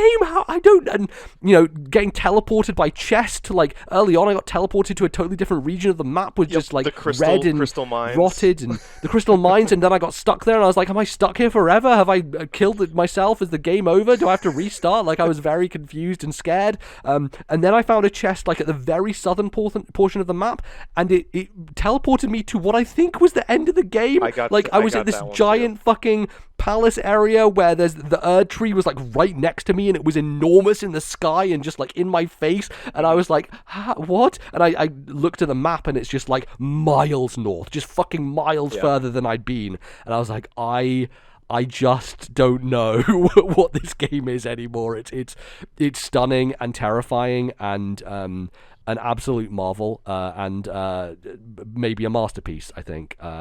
So I'm only like 26 hours in. I don't know how deep are you in it? I'm about the same. I think I'm like 28 the last time I checked. Okay. So we're like neck and neck. How far in are you? Like, what sort of story progression area are you working on right now? Yeah, I'm at the academy, which is in the second area, and I beat a boss. Did you beat the wolf guy yet? I beat a boss in the academy, and I've decided, I got past that, and I was like, I died as my summons killed that boss, so that was a terrifying run back to the room to get my runes again, but managed to make it, and so I just like, I'm going to take a break from this in the middle of it and go and do more exploring, because I think, for me, that's the most enticing thing, and it is these two modes, right, because what I've heard a lot of people say, and this was the case with Stormvale Castle, of like, this feels much more like a traditional Souls game. Yes, 100%. It's a much more crafted space that is not linear necessarily, but like has intention to its design in the way that you're supposed to go through it. And like has doors you have to open and shortcuts you can unlock to get back to areas faster. And finding sites of grace, which are basically bonfires, is like the most relieving thing in the world. Holy shit, like I never realized how much of a relief it could be to see one of those things. Yep. But every time I'm in a dungeon and I see one, I'm just like, oh god, just like you just breathe out and you're like, oh thank you, I can like be safe now, I can spend my runes, I can teleport away, whatever you want to do. It feels great. So yeah, a long way to go, I think. I think you'd like Dark Souls. I'm just saying, from everything you're saying. Yeah, that's the thing. Like, I think one of the things I was afraid of was getting stuck on something and then having to bash my head against it for a long time. And I think the thing that makes this game special is that if that happens, there are a million other things you can go do and other ways you can go level up. Whereas, and not to say that this is always the case in the Souls games, but from what I've heard of people, a lot of people tend to go and just grind the same areas and the same enemies again and again in those games just to level up a bit so that they can be stronger. And that sounds a little less appealing to me because it's less about going and just doing stuff. It's more about, I'm just going to go and grind specifically for this one thing, which, people are doing that plenty in Elden Ring anyway. There's already guides on YouTube of like how to get 1,000,000 runes in an hour, that type of thing. But I'm still interested, I think, in checking those games out. I think just from an aesthetic standpoint, they still turn me off a little bit just for the kind of darker nature of them. They're a little more intimidating, but I don't know. I mean, a game like Dark Souls 1, I think, is pretty tonally similar to Elden Ring. Maybe Elden Ring's a little bit brighter, just because it's sort of newer, But I think, it's just like the open grasslands and stuff. It still has like, going into caves is probably quite similar, I would say. So I probably could handle it, I think. But especially if I'm playing it on the Switch, I could play the Switch version of Dark Souls. That'd be a fun thing to do. It's at 30 frames. You probably don't want to. Yeah, it's it's one of those things where I might sacrifice it for handheld because I think that'd be a fun way to check it out. But, that's fair. Regardless, any more thoughts on Elden Ring before we close this out? Oh God, like 1,000,000. I mean, I don't, I don't even know. I think one thing that is worth mentioning is at the time of recording, I pray that this will be fixed sooner rather than later. Yes. I'm playing on PlayStation 5 because I have a pretty solid, like I guess it's a mid-ranged PC at this point. I have a 1070. I bought the game on Steam at first, and I first booted up. I was like, wow, it's 60. Okay, great. I guess I can play on PC. Then I got into the open field, and it went down to like 25. And I played for 2 more minutes. I'm like, nope, I'm done. I had like 13 minutes. Yeah, 13 minutes of Steam time. I'm like, I'm just playing this on PS5. And I bought it there, and very, very sadly, the game runs, I would say, at an average frame rate of probably like 45, high 40s on PS5, which is, it's not unplayable, obviously. It's not ideal, though. It doesn't feel terrible, but it doesn't feel great. If there's any kind of game in the world that you want a solid 64, something like, the Soul series is that. So it doesn't feel great. 100%. And the weird thing is, I'm sure some people listening to the podcast know this, if you play the PS4 app version on the PlayStation 5, either with the PS4 disc or through the download, if you bought it on PlayStation Network, it runs the PS4 Pro version on your PlayStation 5, and even though the visual fidelity obviously takes a hit, it runs at a solid 60. So the PS5 can run it at 60, but if you just have the PS5 game disc like I do, there's no option to get it. Yeah, there's no way to get the worst version of the game that's actually the better version of the game. What a strange thing.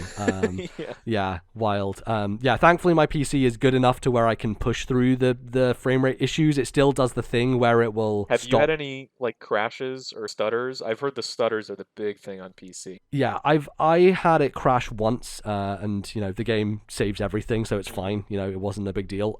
But I generally have the shader caching issue, which is the game will just freeze a bunch for 5 to 10 seconds, and then it will just go back to normal again. It's annoying, and it's usually only when you enter new areas, and then you don't have to worry about it again. Obviously, it's much worse in the open world than it is in kind of indoor areas, but it can still happen inconsistently wherever you are. But generally, it's been solid 60 the whole way through, and that's nice. I think I probably have the best way you can possibly play it, which is having a graphics card that's beefy enough to just brute force its way through the issues essentially. Yeah. And yeah, that's kind of the only way to go with it. But I think you need a yeah. pretty like beefy CPU as well, from what I've Yes, heard. I do also. Yeah, I've got a Ryzen 5900X, which is one of the newest ones, so that helps a great deal. Yeah, I think that's the big thing that my computer was lacking, because I've got like the first, Yeah. first generation version. I don't remember what it is. Hmm. Like the Ryzen 5 1600 or something like that. So it was literally the Okay. first Yeah. series of Ryzen cards. So it's pretty old now, and my GPU, 1070, it can run the game fine, but it was more just like the Yeah. memory leaking and all that sort of stuff. So yeah, Frankly, it should run better, right? And they need to fix it, and I'm sure they're it should. working on it and all that stuff. And given how big the game is, like they should be doing a lot more to fix it. So hopefully that happens. Hopefully. And yeah, this game is incredible, man. It's astonishing. Yeah, I'm glad we can both agree that this is a unquestionable upgrade to Breath of the Wild. Yeah, I don't know. I have to sit with that one a bit more, but I think the game is an amazing thing. So To go before we round this out, to go back to that yeah, original question, what would I have my own answer for this, but what would your answer be, to the people that maybe haven't played a Dark Souls, Bloodborne, whatever game before, yes, Sekiro, that have played Breath of the Wild and love it and are interested in checking this game out? What would you say to them? yeah, that's a good point. I would say give it a go. I think this is the first one where I would say, actually, yes, there is something here for you that you can learn to love. It depends on what you want, right, out of an experience, but if you want that mystery, that intrigue, that kind of discovery element, that is here. And obviously you have to get through very hard combat to do that, but there are so many ways in which this game makes that part of it easier for you, like having the summons, the spirit ashes that you can just get your little wolf guys to help you, or summoning in NPCs that can help you against bosses and stuff like that. And even if not for that, just go and level up a bunch, right? I was getting my ass kicked by Margit, only getting him to half health, went and spent 3 or 4 hours in Limgrave, came back and was just fucking shredding his HP. Like, I absolutely destroyed him. And so there is that way in which, because it is an RPG, you can just level up and go grind runes in places, and there's plenty of YouTube tutorials, as I mentioned, to do that.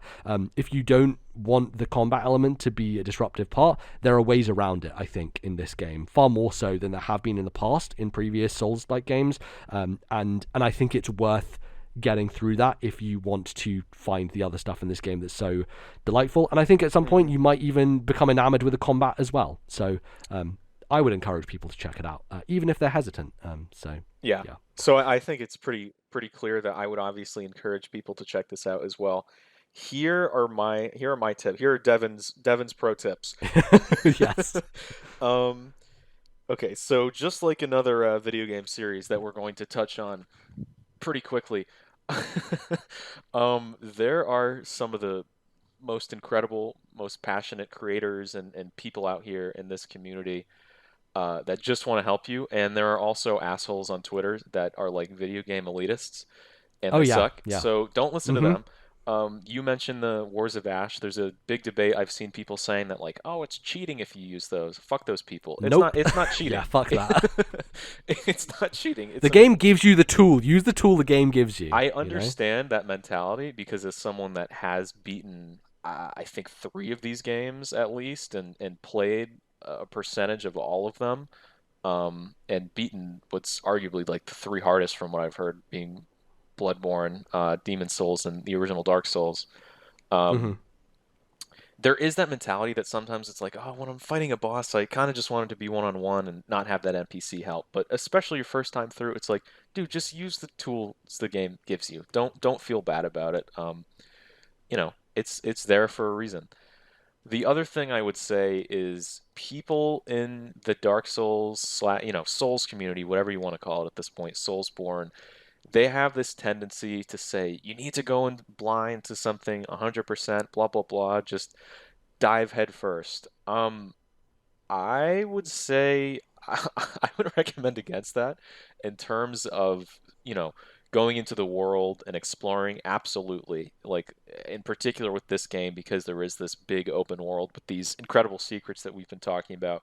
I think it's really fun to discover that stuff yourself. But at the same time, it's like, if you're thinking about getting this game, stat allocation can be scary, weapon choice can be scary, all these different systems, stamina, something like, do you know what poise is? That's a pretty important mechanic that's kind of hidden. Yeah, it's a thing that's kind of hidden, but you can kind of figure out. And that's the thing I'll say is like there are so many guides on YouTube. Before I started the game, I watched a GameSpot video on what class should you pick that's right for you, and that's exactly what I'm saying. Do not be afraid, because these games, again, as much as people are like, oh, get good, blah blah blah, it's like, no, man, like, I don't think Dark Souls is as difficult as like Kotaku likes to say, or Polygon or right, whatever. yeah, But at the same time, they're I think they're less hard and more incredibly punishing games where, like you said, yes, the boss fights are less like, I don't know what to do, and it's more like made a mistake and got hit twice and died instantly. yeah, you're punished So for those you errors quite have, harshly. yeah, even if you're under leveled, you still have all the tools to win a fight. It's more just, if you make a mistake, there's less of an opportunity to recover from it.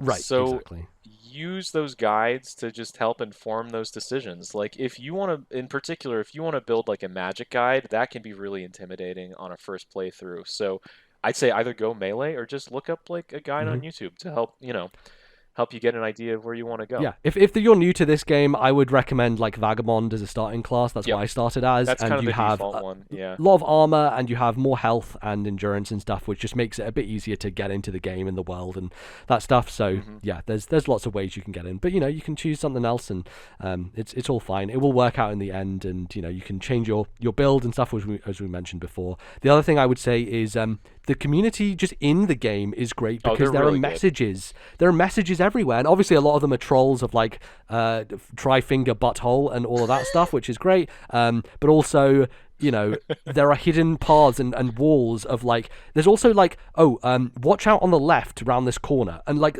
people will indicate if enemies are going to jump out at you and stuff like that. So read the messages, essentially, is what I'll say, and they will make your life a lot easier. There's like a Reddit upvote system too, as well, basically. Yes. So if it's like secret wall here and there's actually a secret wall, it'll have 5,000 upvotes or something. So you're like, Right, okay, there's exactly. probably a secret wall here. Yeah, totally. And when you do get trolled, which will happen, just laugh about it because it's funny. Yeah, And then do it to is, someone else yeah. later.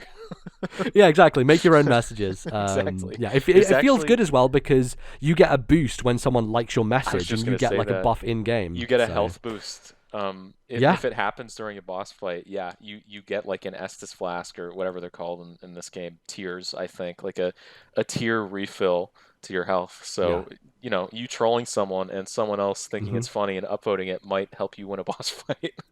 Yeah, I think it's one of those things of like, if you are like me, like, oh, this game is open and big and it's isolating. It almost feels like you're not alone in the world, because there are ghosts of other players. You can click on bloodstains and show how someone died and have those messages. It feels like you're actually playing as a part of a community, and that's why I would encourage people to play it now, because it's an exciting time with everyone playing it and everyone talking about it. Like, there's something 100%. really special about this moment right now playing it. It's and not to say always- it will be worse later, but I think it will be different, No, it's always felt like that with Souls games on release, but in particular with this game, because this is, at least, from a glance, it seems like the farthest reaching any of these games have ever been. And at the same time, it's this big open world. So there's so many more secrets and all that kind of thing to discover. So having that sort of communal aspect of it is I don't know, it's just really fun. And It's really amazing. exciting. Yeah, it's amazing.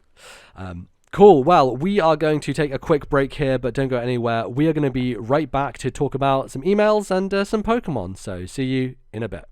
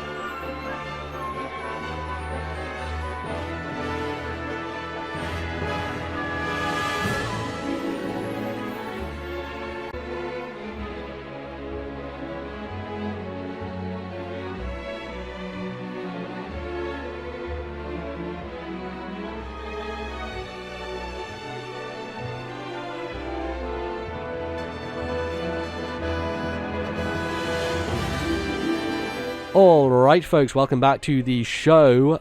We're a bit short on time, so we're going to do a bit of a truncated segment here, do a little bit email, a little bit of Pokemon stuff, slam it all together, see how it goes. But if you would like to write into the show and send us an email, you can do so by going to our email address. It is thisnintendolife@gmail.com. That is thisnintendolife@gmail.com. Write our email address on your hand, keep it in your pocket, put it on your brain.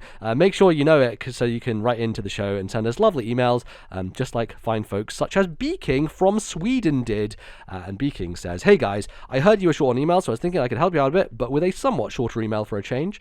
I really enjoyed listening to you guys speculating about what Breath of the Wild 2 might look like, but what are your thoughts on a potential Odyssey sequel? How do you think they could make it feel like a proper sequel and not something that could have been DLC? Also, what new captures would you want to see?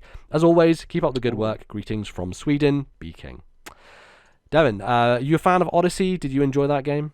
Oh, dude, I love Odyssey. Yeah, I think it's fantastic. I've got some issues with it, mild issues, but overall, I think it's like outstanding. Yeah.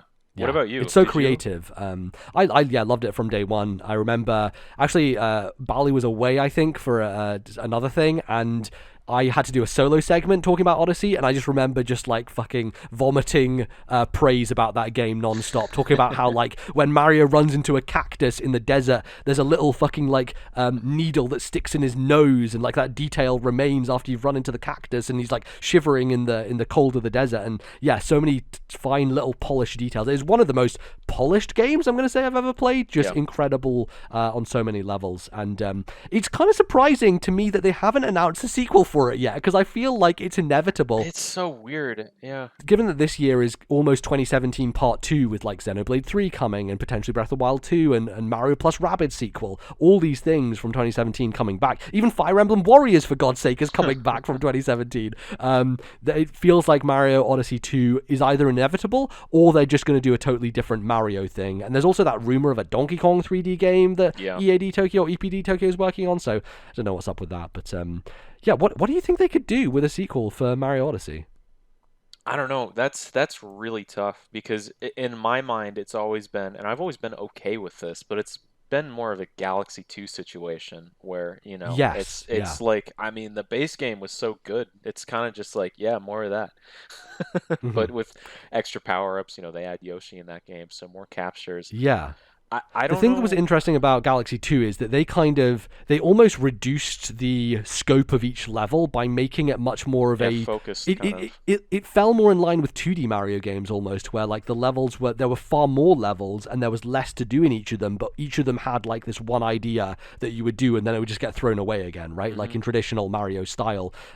But it was far more functional. There wasn't really a space to explore like you had with the observatory. You now had the Mario head planet that you walked around a little bit, but mainly it was just a glorified menu, which you can say that about the observatory anyway, but that had like a little bit more going on for it, whereas Odyssey is built around this idea of big open spaces with loads of stuff to do in them constantly, and so making a sequel requires, I think, a lot more thought in terms of like, what do you do to change it? Do you even change the formula in the first place? Because I think what they had to begin with was solid.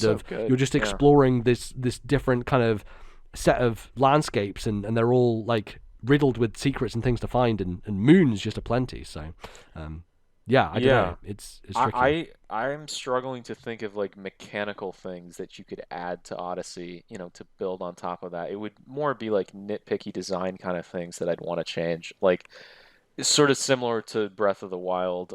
I think it's less of a problem in Odyssey just because it's, there's 880 moons instead of 120 shrines. Right. So the bloat in that game, it's just like, I mean, some of the, stupid moons, it's just like, oh, it's just sitting there. Didn't really waste my time. Yeah, I don't know. I've always been of the opinion that those are really harmless. I think agree. One of the things that's nice about it is like kind of what you're talking about with Vampire Survivors is there's a constant dopamine hit in Mario Odyssey of like, ooh, there's a thing over there, shiny thing. Let me go get the shiny thing. Like there's a way in which the moons they're this weird in between coins and stars where like one is way more valuable, one is far less valuable, and moons kind of sit in the middle of like they are contributing towards an end goal far more so than coins are, but they feel far less significant than a star when you get them, and so you're left in this weird middle ground of like, okay, they're fun and cool, but I don't know, there are too many of them, or they're not enough. And I think it depends on how you play the game, right? I think, the people who collected every Korok seed in Breath of the Wild are lunatics, and that's not the intention of the Korok seeds. Like, the reason there are 900 of them is because it's so that whatever path you take through the game, you'll at least find some, so that you can then upgrade. And moons are kind of similar in a way of, you don't have to get all of these, like nowhere near close to all of them. They're more enjoyable, I think, and there's less kind of repetition going on with them. So I can see a world in which they kind of pare back the moons a little bit and make things a little bit more bespoke in terms of levels within levels. And what I mean by that is, though I felt like there were not enough platforming challenges within Mario Odyssey. I think the game is incredibly fun and creative, but I never felt challenged by it in the same way that Galaxy 2 challenged me. Yeah, I agree. That there's kind of areas that you go into, like the pyramid, where it's like, okay, you're going to become a bullet bill and like go around this area and do puzzle solving with that. I want a bit more of that stuff where, you warp into the wall and you're doing a platforming challenge, and it's a lot more focused in and a bit denser. And I know that's a little bit ridiculous because I think that world is pretty dense to begin with, but less dense with random moons, I would say, and more dense with like actual challenges and like little areas that you can go off and do stuff in, if you know what I mean. I'd like to see more challenge in general, because I think for the most part that game is really pretty easy. It's one of the easiest Mario games, 3D Mario games at least. In particular, like with those little hidden areas, those Sunshine-esque hidden areas, part of it is because you have more options of movement in that game. Sort of, in terms of the floodless levels. Floodless, normal Odyssey Mario has more options than floodless Mario and Sunshine. But those missions are still way harder in Sunshine to almost a stupid degree sometimes, I think, for some people. But I like masochistically so, which makes it fun to stream that game, less fun to play it on your own, as I found out. You wanted to love it. If you played that game when you were 10, you're like, holy shit, this is amazing, and I'm dying on the first level, but I like it now. Anyway, exactly. But I would have liked to see something approaching that challenge level for some of the missions, besides just the sort of the classic EAD Tokyo, here's the little final hurrah, hard mission. Right, yeah. One of the easier ones of those. Yeah, and I think for me it's probably the closest to 3D Land in terms of challenge, and ironically 3D Land is probably my favorite 3D Mario game, despite it being relatively easy. Yeah, I love the bite-sized nature of those levels and the way that the 3D works with it, and something about it just is very comforting and easy to play through. And I do understand like the kind of ease of play with a game like Odyssey, but on the other hand, I think the irony of what Odyssey does is that it makes a game with not enough challenge for what its tool set allows for, right? Yeah. You see people doing the crazy shit of using caps to get up to places, and like Nintendo put a bunch of coins there, right? Like they did the work to know that people would be able to get up to these places. But I wish that the actual really advanced movement mechanics with Cappy were built more into the main game, so that you had like distinct areas that you had to use the throw cap, dive on cap, jump off cap, throw again, double jump, like the multiple ways in which you could chain together that hat to do stuff feels like none of the main challenges of the game required that, and that's understandable because they want to make it approachable for a wide audience, and not everybody was able to learn that stuff.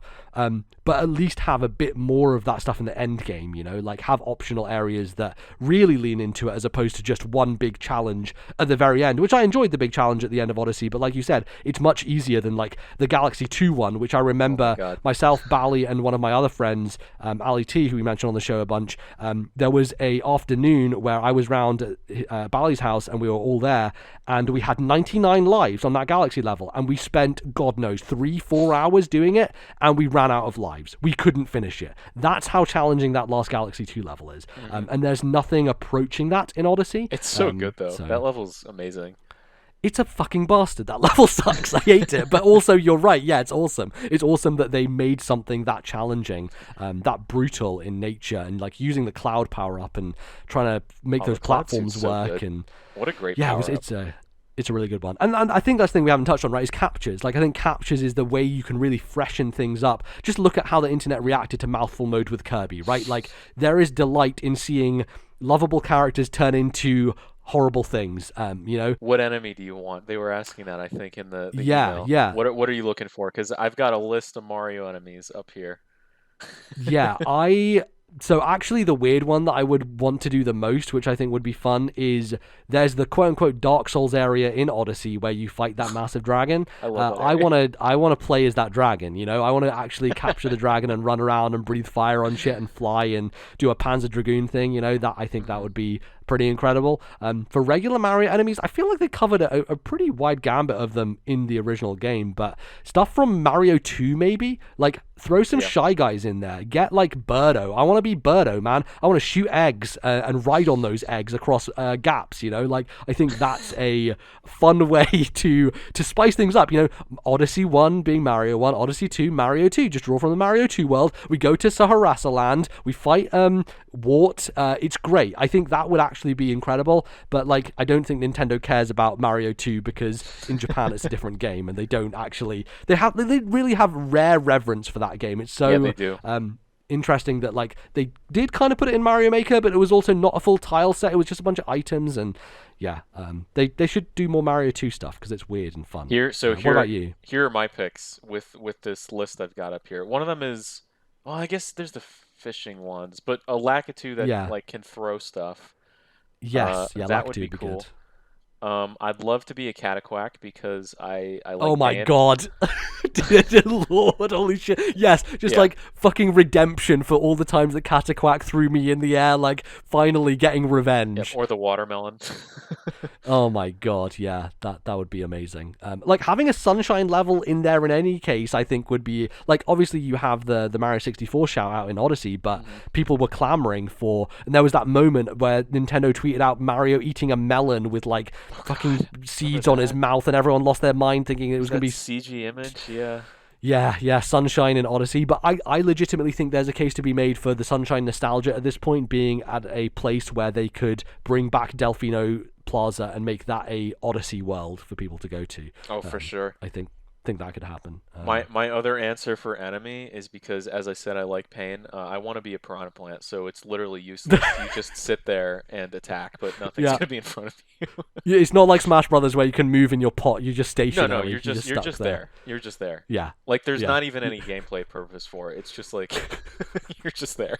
You just sleep like in Mario 64, you know, like go and have your bubbles go out your nose. Yeah, it's great. That would be amazing. Yeah, I do think there are a bunch of enemies that you can still do. They've left room open enough for that, and they had a bunch of new enemies, like the whole food kingdom with all those weird forks and stuff. You know, those are NPCs, of course, but like there's a lot of creativity that team has. So for sure. Yeah. My last thing I think I'd want to say here on something I think you could do to not fix, but I don't know, change up the gameplay and make it a little bit more rewarding to me is, as you said, where when you get to those hidden areas and you just get coins, it feels a little bit lackluster sometimes. But in particular too, and this is a similar problem in some ways to things that I've talked about with Breath of the Wild, where you know exactly what your reward is to every challenge you accomplish in this game is going to be. It's going to be a moon, and to a degree, because it's a Mario game, and in particular with Odyssey, there being 880 of them, it's like, I don't know how you get around that. Make 880 unique items. So I think the way that you could possibly get around that is make the moons worth something more than just progressing to a new area. You could make them some kind of currency where maybe you unlock like a new jump that Mario has if you spend 50 moons or something like that. Right. I don't know, just like spitballing idea, but I think that'd be a cool system. Yeah, I think they can do something along the lines of the costumes, because really the other unlockable in that game was using your coins to buy costumes from the shop. What if they had the costumes strewn about the level and you got different hats, let's say, different animated characters who are all different types of hats, and you switch between the hats to do different functionalities, and that could be something that would obviously change the gameplay up a bunch, and also could potentially change what happens when you throw a hat at an enemy, right? Like what type of enemy it becomes, or what extra additional power up you get as a result of using a different hat. But it also encourages the discovery of finding stuff in the world. Or that's definitely one way they could go. if you get 120 moons, you can play as Wario or Yeah, or something no, like exactly. that. Do the Mario 64 DS thing where all the other characters become Yeah. playable. Yeah, they did that with Luigi in the Balloon World DLC, which was a weird thing. But That yeah, DLC is kind of like way better than it has any right to be. It's such a stupid mode, but it's kind of yeah. genius at the same time. I think I barely played it. I think I maybe touched it once, but yeah, it was. I think people were mad because it's like, this is the DLC you're gonna do for Mario Odyssey, Yeah. this fucking thing. But yeah, no, that makes sense. Awesome. Well, thanks for the email, B King. Yeah, thank I'm you. sure that we'll learn more about Odyssey 2 maybe soon. E3 question mark? I hope so. I think it's I don't know. I feel like after Bowser's Fury, that might be, as we've talked about again previously in this podcast, that might be them kind of testing the waters, being like, yeah, let's get the design team to try something new, a more open world Mario, like singular open world Mario, and then right. see how it flies with the consumers. So I don't know. I don't know. Yeah, It's possible. it is Anything's open. possible. So we'll see how that goes. And yes, we are going to move on a bit of Pokemon chat now, but if you do want to send in more emails, we'll do some more next time. You can send them to thisnintendolife@gmail.com, or you can go to our Discord server, links for that in the description, and go put a message in there, and yeah, we read them all, and hopefully we'll get it read on the show at some point. But Devon, I want to talk about this Pokemon business. You're a Pokemon guy, I'm a Pokemon guy, at least I used to be in many senses. And I'm interested in your thoughts on Arceus, actually, because that came out, and I refuse to say Arceus. It is Arceus, and I stand by it. That is the name of that Pokemon. I agree. Yeah, so I feel like what they have done with Scarlet and Violet, which, if people don't know, if you've been living on a rock, they announced Pokemon Scarlet and Violet, Generation 9. It exists. There's new Pokemon out there. Everyone's having discourse about it. I'm interested in your thoughts of, like, how they're approaching this, how quickly it's coming out after Arceus, and, like, what you think Arceus did well and how they can maybe adapt that to this new game. I just want to say, I don't think ever on a podcast or publicly or anything like that, but I called it. Like you thought that this would happen at the end of this year? Yes, yeah. Just the way that things have been going, and when they announced that Pokemon Presents, I was like, they're gonna fucking announce Gen 9, aren't they? And yeah. they did to a degree. I was like, oh my god, that did happen. But yeah, it actually did. Yeah, 9 Yeah. months after their previous release, they're doing another one. Yep. Staggering in some ways. It's crazy. It's happening. But yeah, so this is just a single trailer. It's hard to judge, in particular with Pokemon, but I am cautiously optimistic at the moment. I don't know where you have been at necessarily with Pokemon the last couple of years. I have been following, I think, the trend of a lot of people in Pokemon discourse. It's just like, I saw someone say this on Twitter today. I think it was Wolfie, who's a big competitive player. It's like, even if you Right. say something just glowingly positive about the series that most people can agree on, there's still going to be 20 people arguing about it in the comments. Oh, yeah. No, that's what happens. It's the discourse. It Oh, for continues sure. unabated. Yeah. But for the most part, the last couple of years, more than a couple of years to be honest, but the last several years, I've been pretty disappointed of mainline Pokemon releases, and I think Sword and Shield was, to me, just like a lot of people, that was a new height.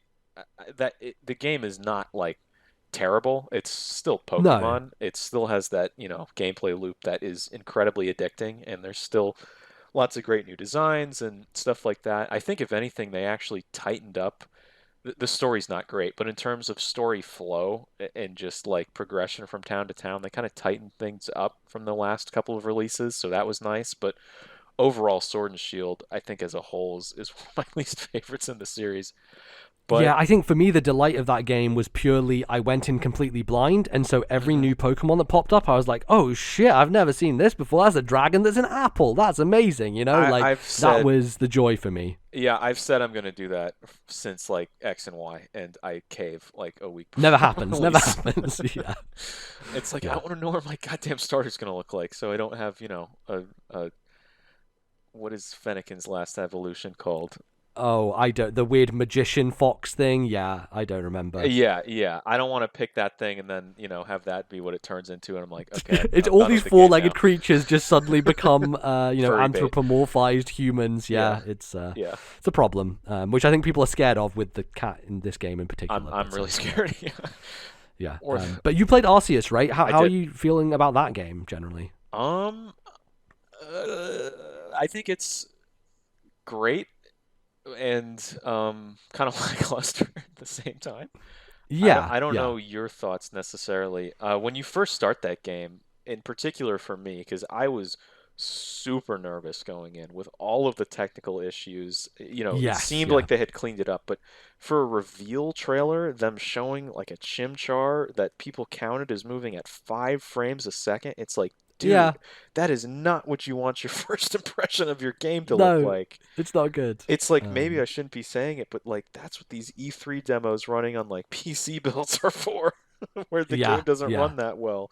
I mean, it's Like, becoming an alarming, not, I wouldn't say alarming, it's kind of increasingly obvious at this point. The Switch is incredibly underpowered for this moment in time, and I know. every game, it feels like, has some kind of compromise to it, you know? Like, the new Fire Emblem Warriors got announced, and that last one, sure, it was better than the Hyrule Warriors, the Age of Calamity, which had, like, a garbage frame rate, but it's becoming harder and harder, I think, for companies to create stuff that runs smoothly and works well with the system, and I think it's why everyone's crying out for a Yeah. pro model or something along those lines sometime soon, which I don't know if it's going to happen. And according to Furukawa, we're still only halfway through the life cycle of the Switch, so get ready for 5 more years of this, guys, of seeing Chimchar walking like a stop motion cartoon. So yeah. The thing is, we say that about the Switch, which I mean is undeniable. It's underpowered and it shows its age more and more, like monthly at this point. Hmm. But at the same time, I hate to be devil's advocate. You have a game like Breath of the Wild, which is not only running on Switch, but is running on Wii U. And Yes, even yeah. if it's not at 60, that game, for the most part, except for a couple select areas like the whole, Hmm. Korok Forest, which has some Yeah. serious frame problems, that game runs at like a rock solid, 30 frames per second. Yes, it does, yeah.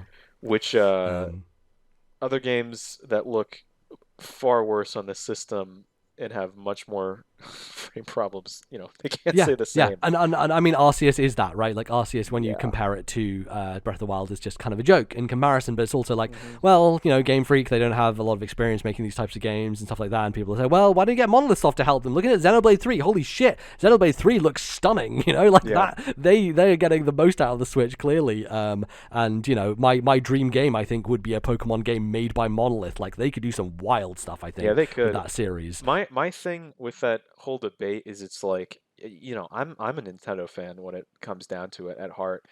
Uh, graphical fidelity, that kind of thing, has never been my priority when it comes to a game or Yeah, any kind of agreed. gaming experience. But when you Hmm. have a game like Arceus or in particular even more so Sword and Shield, like the whole wild area, the tree, the pop Yeah. in, it's been talked about a million times.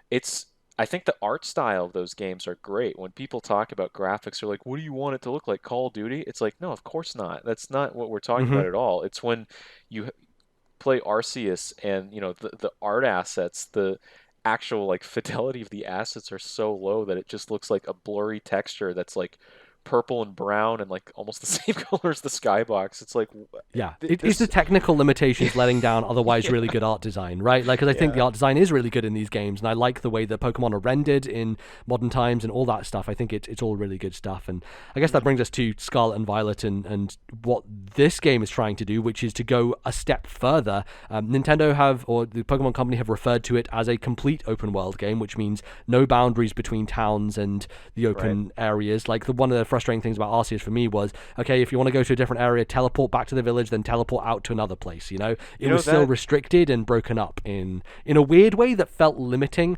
given what the game was trying to do. Obviously, very Monster Hunter inspired because that's exactly what Yeah. Monster Hunter games do, but still a little annoying when it came down to it. See, that actually bothered me less than I expected it to, because everyone when it was first revealed was like, okay, Pokemon Breath of the Wild, because every game's Breath of the Wild now.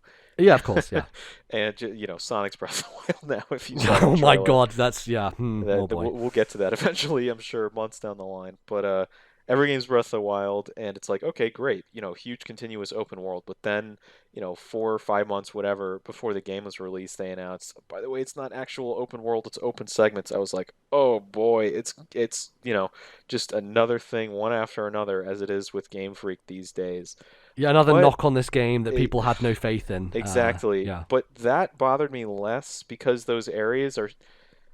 It sounds weird. The areas are still like pretty big for the They're most part. massive, yeah. Yeah, they all feel like their own mini open worlds in a way, and there's a lot of place to explore. They So feel like Mario worlds. You've got like your right. grasslands, then your swamp area, then your volcano area, which is also your island area. So But also it like significantly larger than any Odyssey spaces that you traverse oh for also, because sure. you have the Pokemon to get through them faster, right? Riding on Word Ear or flying as Hmm. bravery just kind of trivializes the kind of getting from place to place nature of it, Yeah. which is nice, as well as like just being able to teleport to different spots. Like, it's so many good quality of life stuff that game does, which I think is probably the best thing that it brought to the Pokemon series for me, was like removing the fluff, making it so that everything is more streamlined. And I worry that we lose that going into Scarlet and Violet. Like that's the thing that I'm like, they made great strides here in terms of, you can be throwing a Pokeball at a Pokemon to catch it while also at the same time running in the other direction, riding on your thing, jumping over a waterfall, and then throwing another Pokemon to pick up a berry from a tree. Right, it's also Yeah. seamless and fast and fluid. That I hope we don't go back to. Okay, we're walking through this open world. Oh, but wait a second, there's a trainer. He locked eyes with you, and now he's going to slowly walk towards you, and we're going to do some dialogue, and then we're going to go into a battle. Yep. I don't want that to happen, and hopefully it isn't, because they are doing a different approach here. What do you think of the new region and the overworld and stuff we've seen so far from Scarlet and Violet? So it's pretty obviously based off of Spain, from what people can tell, which I think Yeah. is a great choice. They've been Mm-hmm. doing, a trend of Europe since Gen 6, which is cool. It's fun to see games in, outside of Japan. I guess they started it with Gen 5 in the US. I'd love Yeah, to see it return back to Asia. That's not Japan at some point. But hey, that would be cool. Yeah. Spain is really cool. I was hoping for like Italy or Spain, or people talked about the Mm-hmm. Philippines. That was kind of my hopes going into these game. And Yeah, Spain for sure. is kind of close to Italy, still kind of, more tropical areas like It's adjacent. Yeah. exactly. Um, I think the art style is kind of weird, actually. The characters look very different in this Yeah. game. I don't hate it, but I don't They know. feel a lot younger than the Sword and Shield Yeah, protagonists. There's I mean, something more youthful of like they're wearing shorts and they got their hats on and kind of just going around. yeah. Which is interesting considering they're now going open into this giant overworld, this kind of dangerous space, but like they feel even more innocent and naive than they have in a while. They actually Um, look like they're 10 years old for once. Yeah, yeah, totally, yeah. Um, Which I don't know how much that helps to the audience, because I feel like as a 10-year-old, you're always like, I want to be the 18-year-old, oh, So for I don't sure. know. But For still, it's sure. it's mainly the 18-year-olds who are buying this game anyway. So that's the irony, Right? of the way Pokemon works, is its audience is actually much older than you expect it to be. But Yeah. that's been the case for a while now. Um, I So I think this game, I don't want to set my hopes too high, and I don't want to expect this, but I think this has potential to be like exactly what I'm looking for in a Pokemon game. Because I didn't get to discuss okay. it, but I agree. All that stuff you mentioned about Arceus, the fluidity of the movement, blah blah blah, just cutting out on some of the Hmm. bloat, animation to get into a thing, throw Pokeballs, Yeah. it fails, and you throw another one, and then you catch it, and then there's a, screen in the Pokédex, blah blah blah. That's out. You just hit a button, you're running, throw a Pokeball, and it makes catching just so much more integral of a part of the game. There's lots of Yes. little changes like that in Arceus that add up. Except the problem with Arceus, to me, the biggest problem is to a point that's all the game is. Right. It's so focused on catching that it kind of gets away from any other aspect. They make battle changes, but the battle changes are Kind of you weird. don't really have the leeway. Yeah, you don't really have the leeway to really flex them that much. And also, I feel there's some issues with that system of not always surfacing the information to you. Of like, it will show you an order, but then depending on what the other person does, that order can shift It completely, feels and random. all of a Yeah. sudden they can now do 3 moves in a row, and I'm not sure why. There's Hmm. I think they need to surface that stuff a bit better if they're going to keep it, I don't which I'm think not they sure they will. will. And I don't Yeah. think they should, just because of competitive reasons. I think that was a cute little, Yes. Yeah. strong agile thing Mm-hmm. for that game. But if you keep those elements from Arceus, all of the things that works, all of the quality of life changes, the movement, the traversal, hopefully, the riding Pokemon, that's something that should have been in Sword and Shield, and I don't know why it was cut. Probably because that game looked like it was incredibly rushed. Oh yeah. Yeah. For sure. But if you keep all of those things and put that on top of a main series core Pokemon format where you're building this team, there's achievable goals that you're working towards, there's Not the story. Those usually kind of suck. But you know what I'm saying.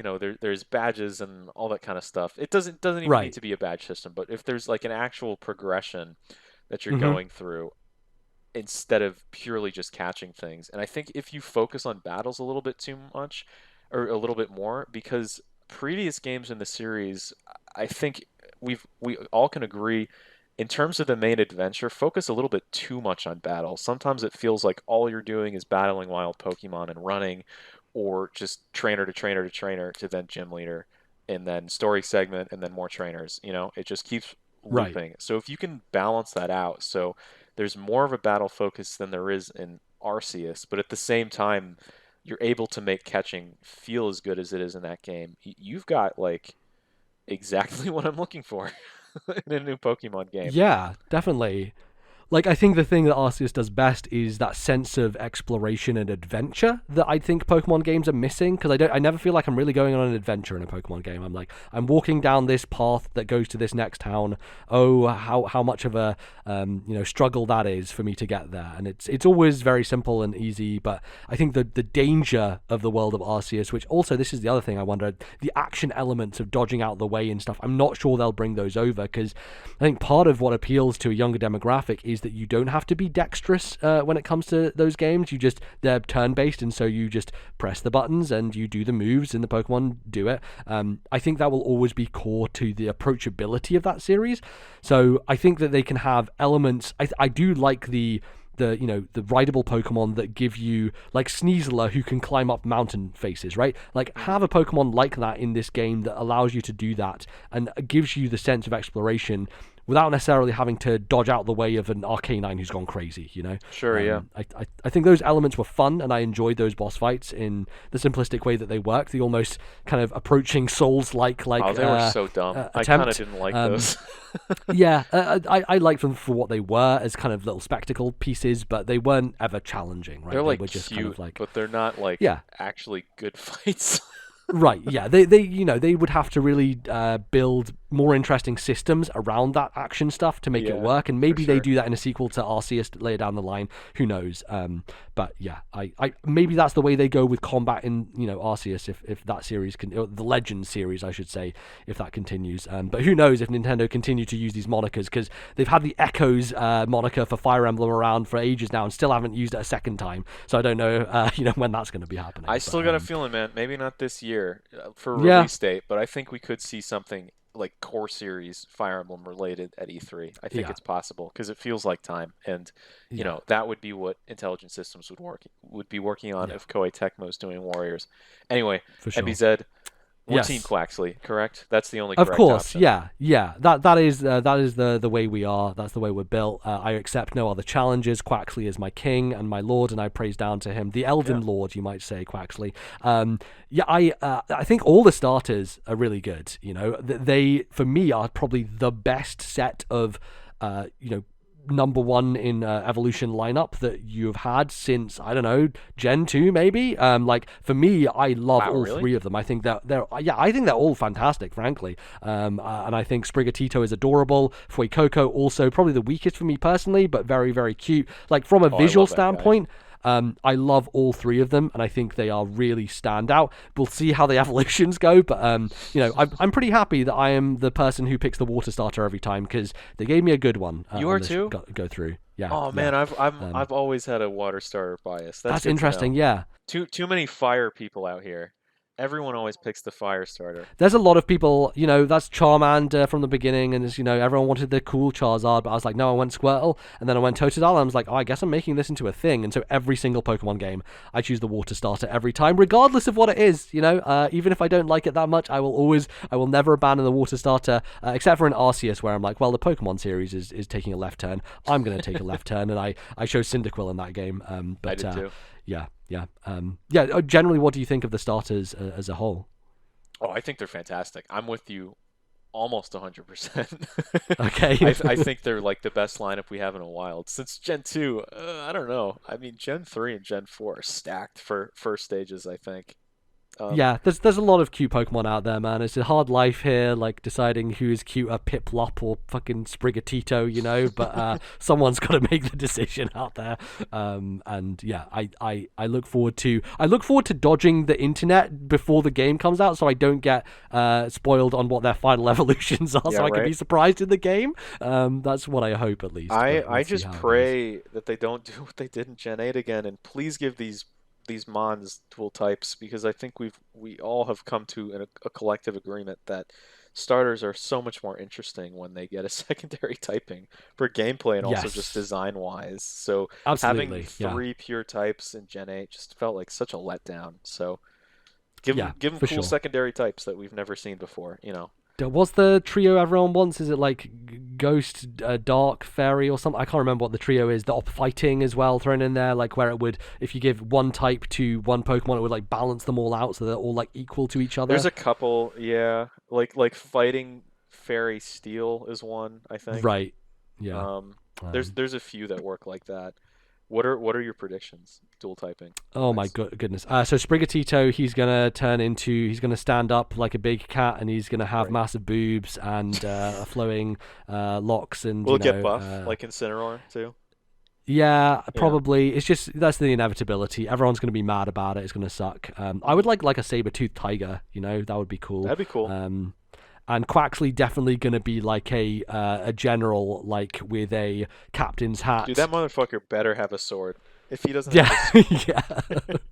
I'm out. Yeah, steel type with a sword would work for him. Or fighting, and I don't know. Fuecoco probably just big alligator with like a little bird. I feel like there's going to be a little bird Pokemon that like goes alongside, just like hanging on the teeth. Oh, that'd be so that's kind cute. of a thing. Something like that probably makes sense, but yeah, who knows? I'm excited to be surprised by it and see what kind of goes with them. But yeah, the starters are all good. So I think the last question I would say is like, should Game Freak take a break? Like, is this too much too quickly? Were they obviously clearly developing this alongside Arceus at the same time? It feels like they're taking on a lot, man, and I just would love to give them 3-4 years. Just work on a Pokemon game for that amount of time. Could you imagine what they'd be able to do? Yeah, even 2, you know, you even give them that much leeway.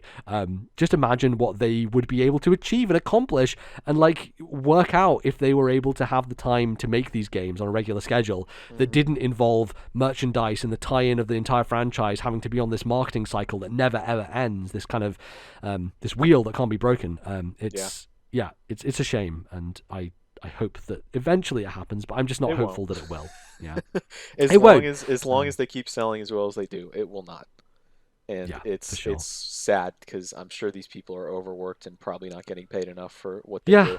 But you know, this is the case with the video game industry. That's what happens. So because anyway. the whole thing is, you know, people talk about it's the highest grossing media IP in the world, even more than like Star Wars and Marvel. And they're like, why don't they just hire more staff? It's like, oh, well, I am with you 100%, dude. But like the games are still selling gangbusters. They have no reason to, right? Yeah, like we talk about all these complaints with Sword and Shield and, you know, Arceus and all that stuff, and yet these games sell better than most things. It's crazy, and that's why it's why they don't have a reason to, and so they don't. So anyway, I'm sure we'll learn more about Scarlet and Violet as the year goes on, and probably going to be the big game for November. So I'm guessing Breath of the Wild's not coming out this year, so probably going to be next year for the sequel to that game.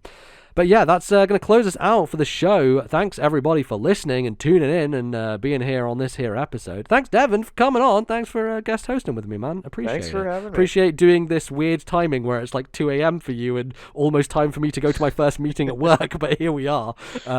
Where can the fine folks at home find you if they want to follow more of your stuff? Well, as always, if you guys have heard me on this show before, you can find me at Emblemcast. We have a Discord, we have a Twitter. We're primarily, and by primarily, I mean basically only, a Fire Emblem podcast. And we've recently launched our second season, we're calling it, like over 5 years after the first season. Awesome. Yeah, and you're doing an Awakening draft, right? That's what's going on doing a full-on Awakening retrospective. The way we were doing it before is we'd kind of have a preliminary episode where we do a draft. I won't go into that now, but it's sort of it's almost like a Nuzlocke in a weird way. Yeah, it's like what characters you get locked into using, and only those characters, right? Yeah, exactly.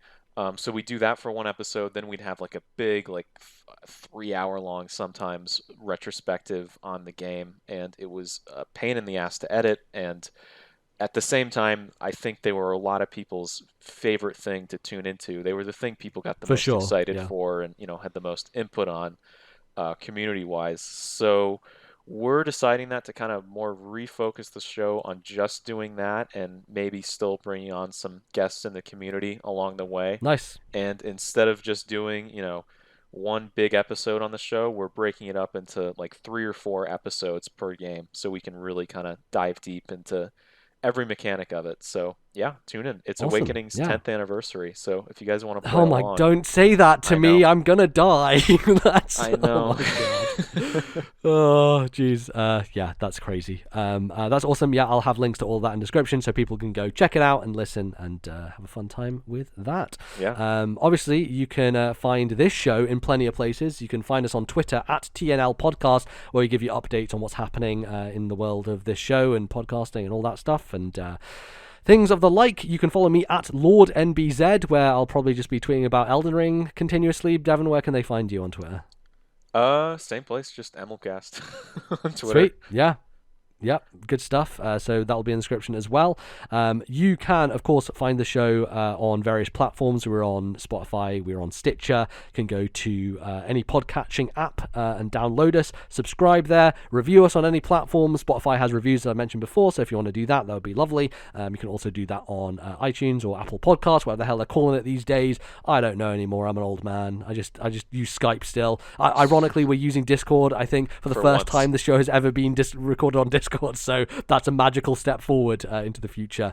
And we, of course, have our Patreon, where you can support us. If you go to patreon.com/ThisNintendoLife, you can get some bonus episodes where we talk about non-Nintendo stuff, like Elden Ring, usually. Although I thought it would be better to talk about it on this show this week, because we both played it, and, Bally hasn't played it yet. So anyway, if you want... I think he's getting jealous at this point in time, and he wants to jump in and join the club, so I'm sure that will happen in the future. Interested to hear his thoughts. Went on the Horizon boat. So sad. We've been talking about this in DMs, but both those games released to 2 like Game of the Decade contenders. Yeah. Horizon getting screwed over at every turn possible. But yes, thanks to all our patrons for supporting us. Bonus shows you can get, and thanks to we have a new patron, Ashley. So thank you, Ashley, for becoming a new patron of the show, and also thanks to the rest of our $10 tier patrons. They are Zach S, Atari Alex, Thomas, Matthew, and Bally's wife Caroline. So thank you everybody for your support, muchly appreciated. You can go check out more podcasting if you want over there. I think that is going to do us. I literally have a meeting in 5 minutes, so we're going to wrap things up here. Devon, thanks once again for joining me on the show, and hopefully we'll have you back in the future to talk about some more stuff. Maybe when we both finished Elden Ring, we can do a special on it and do a bonus episode. That'd be fun. That would be fun. Go full spoilers on that game. So.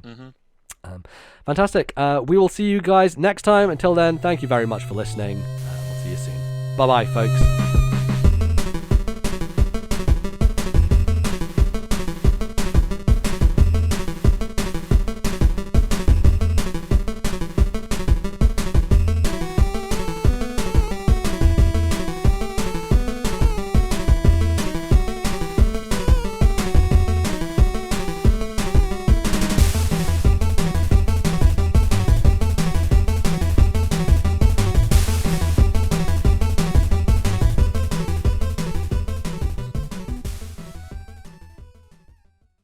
The musical interlude used on today's show was the main theme from Triangle Strategy, copyright Square Enix 2022.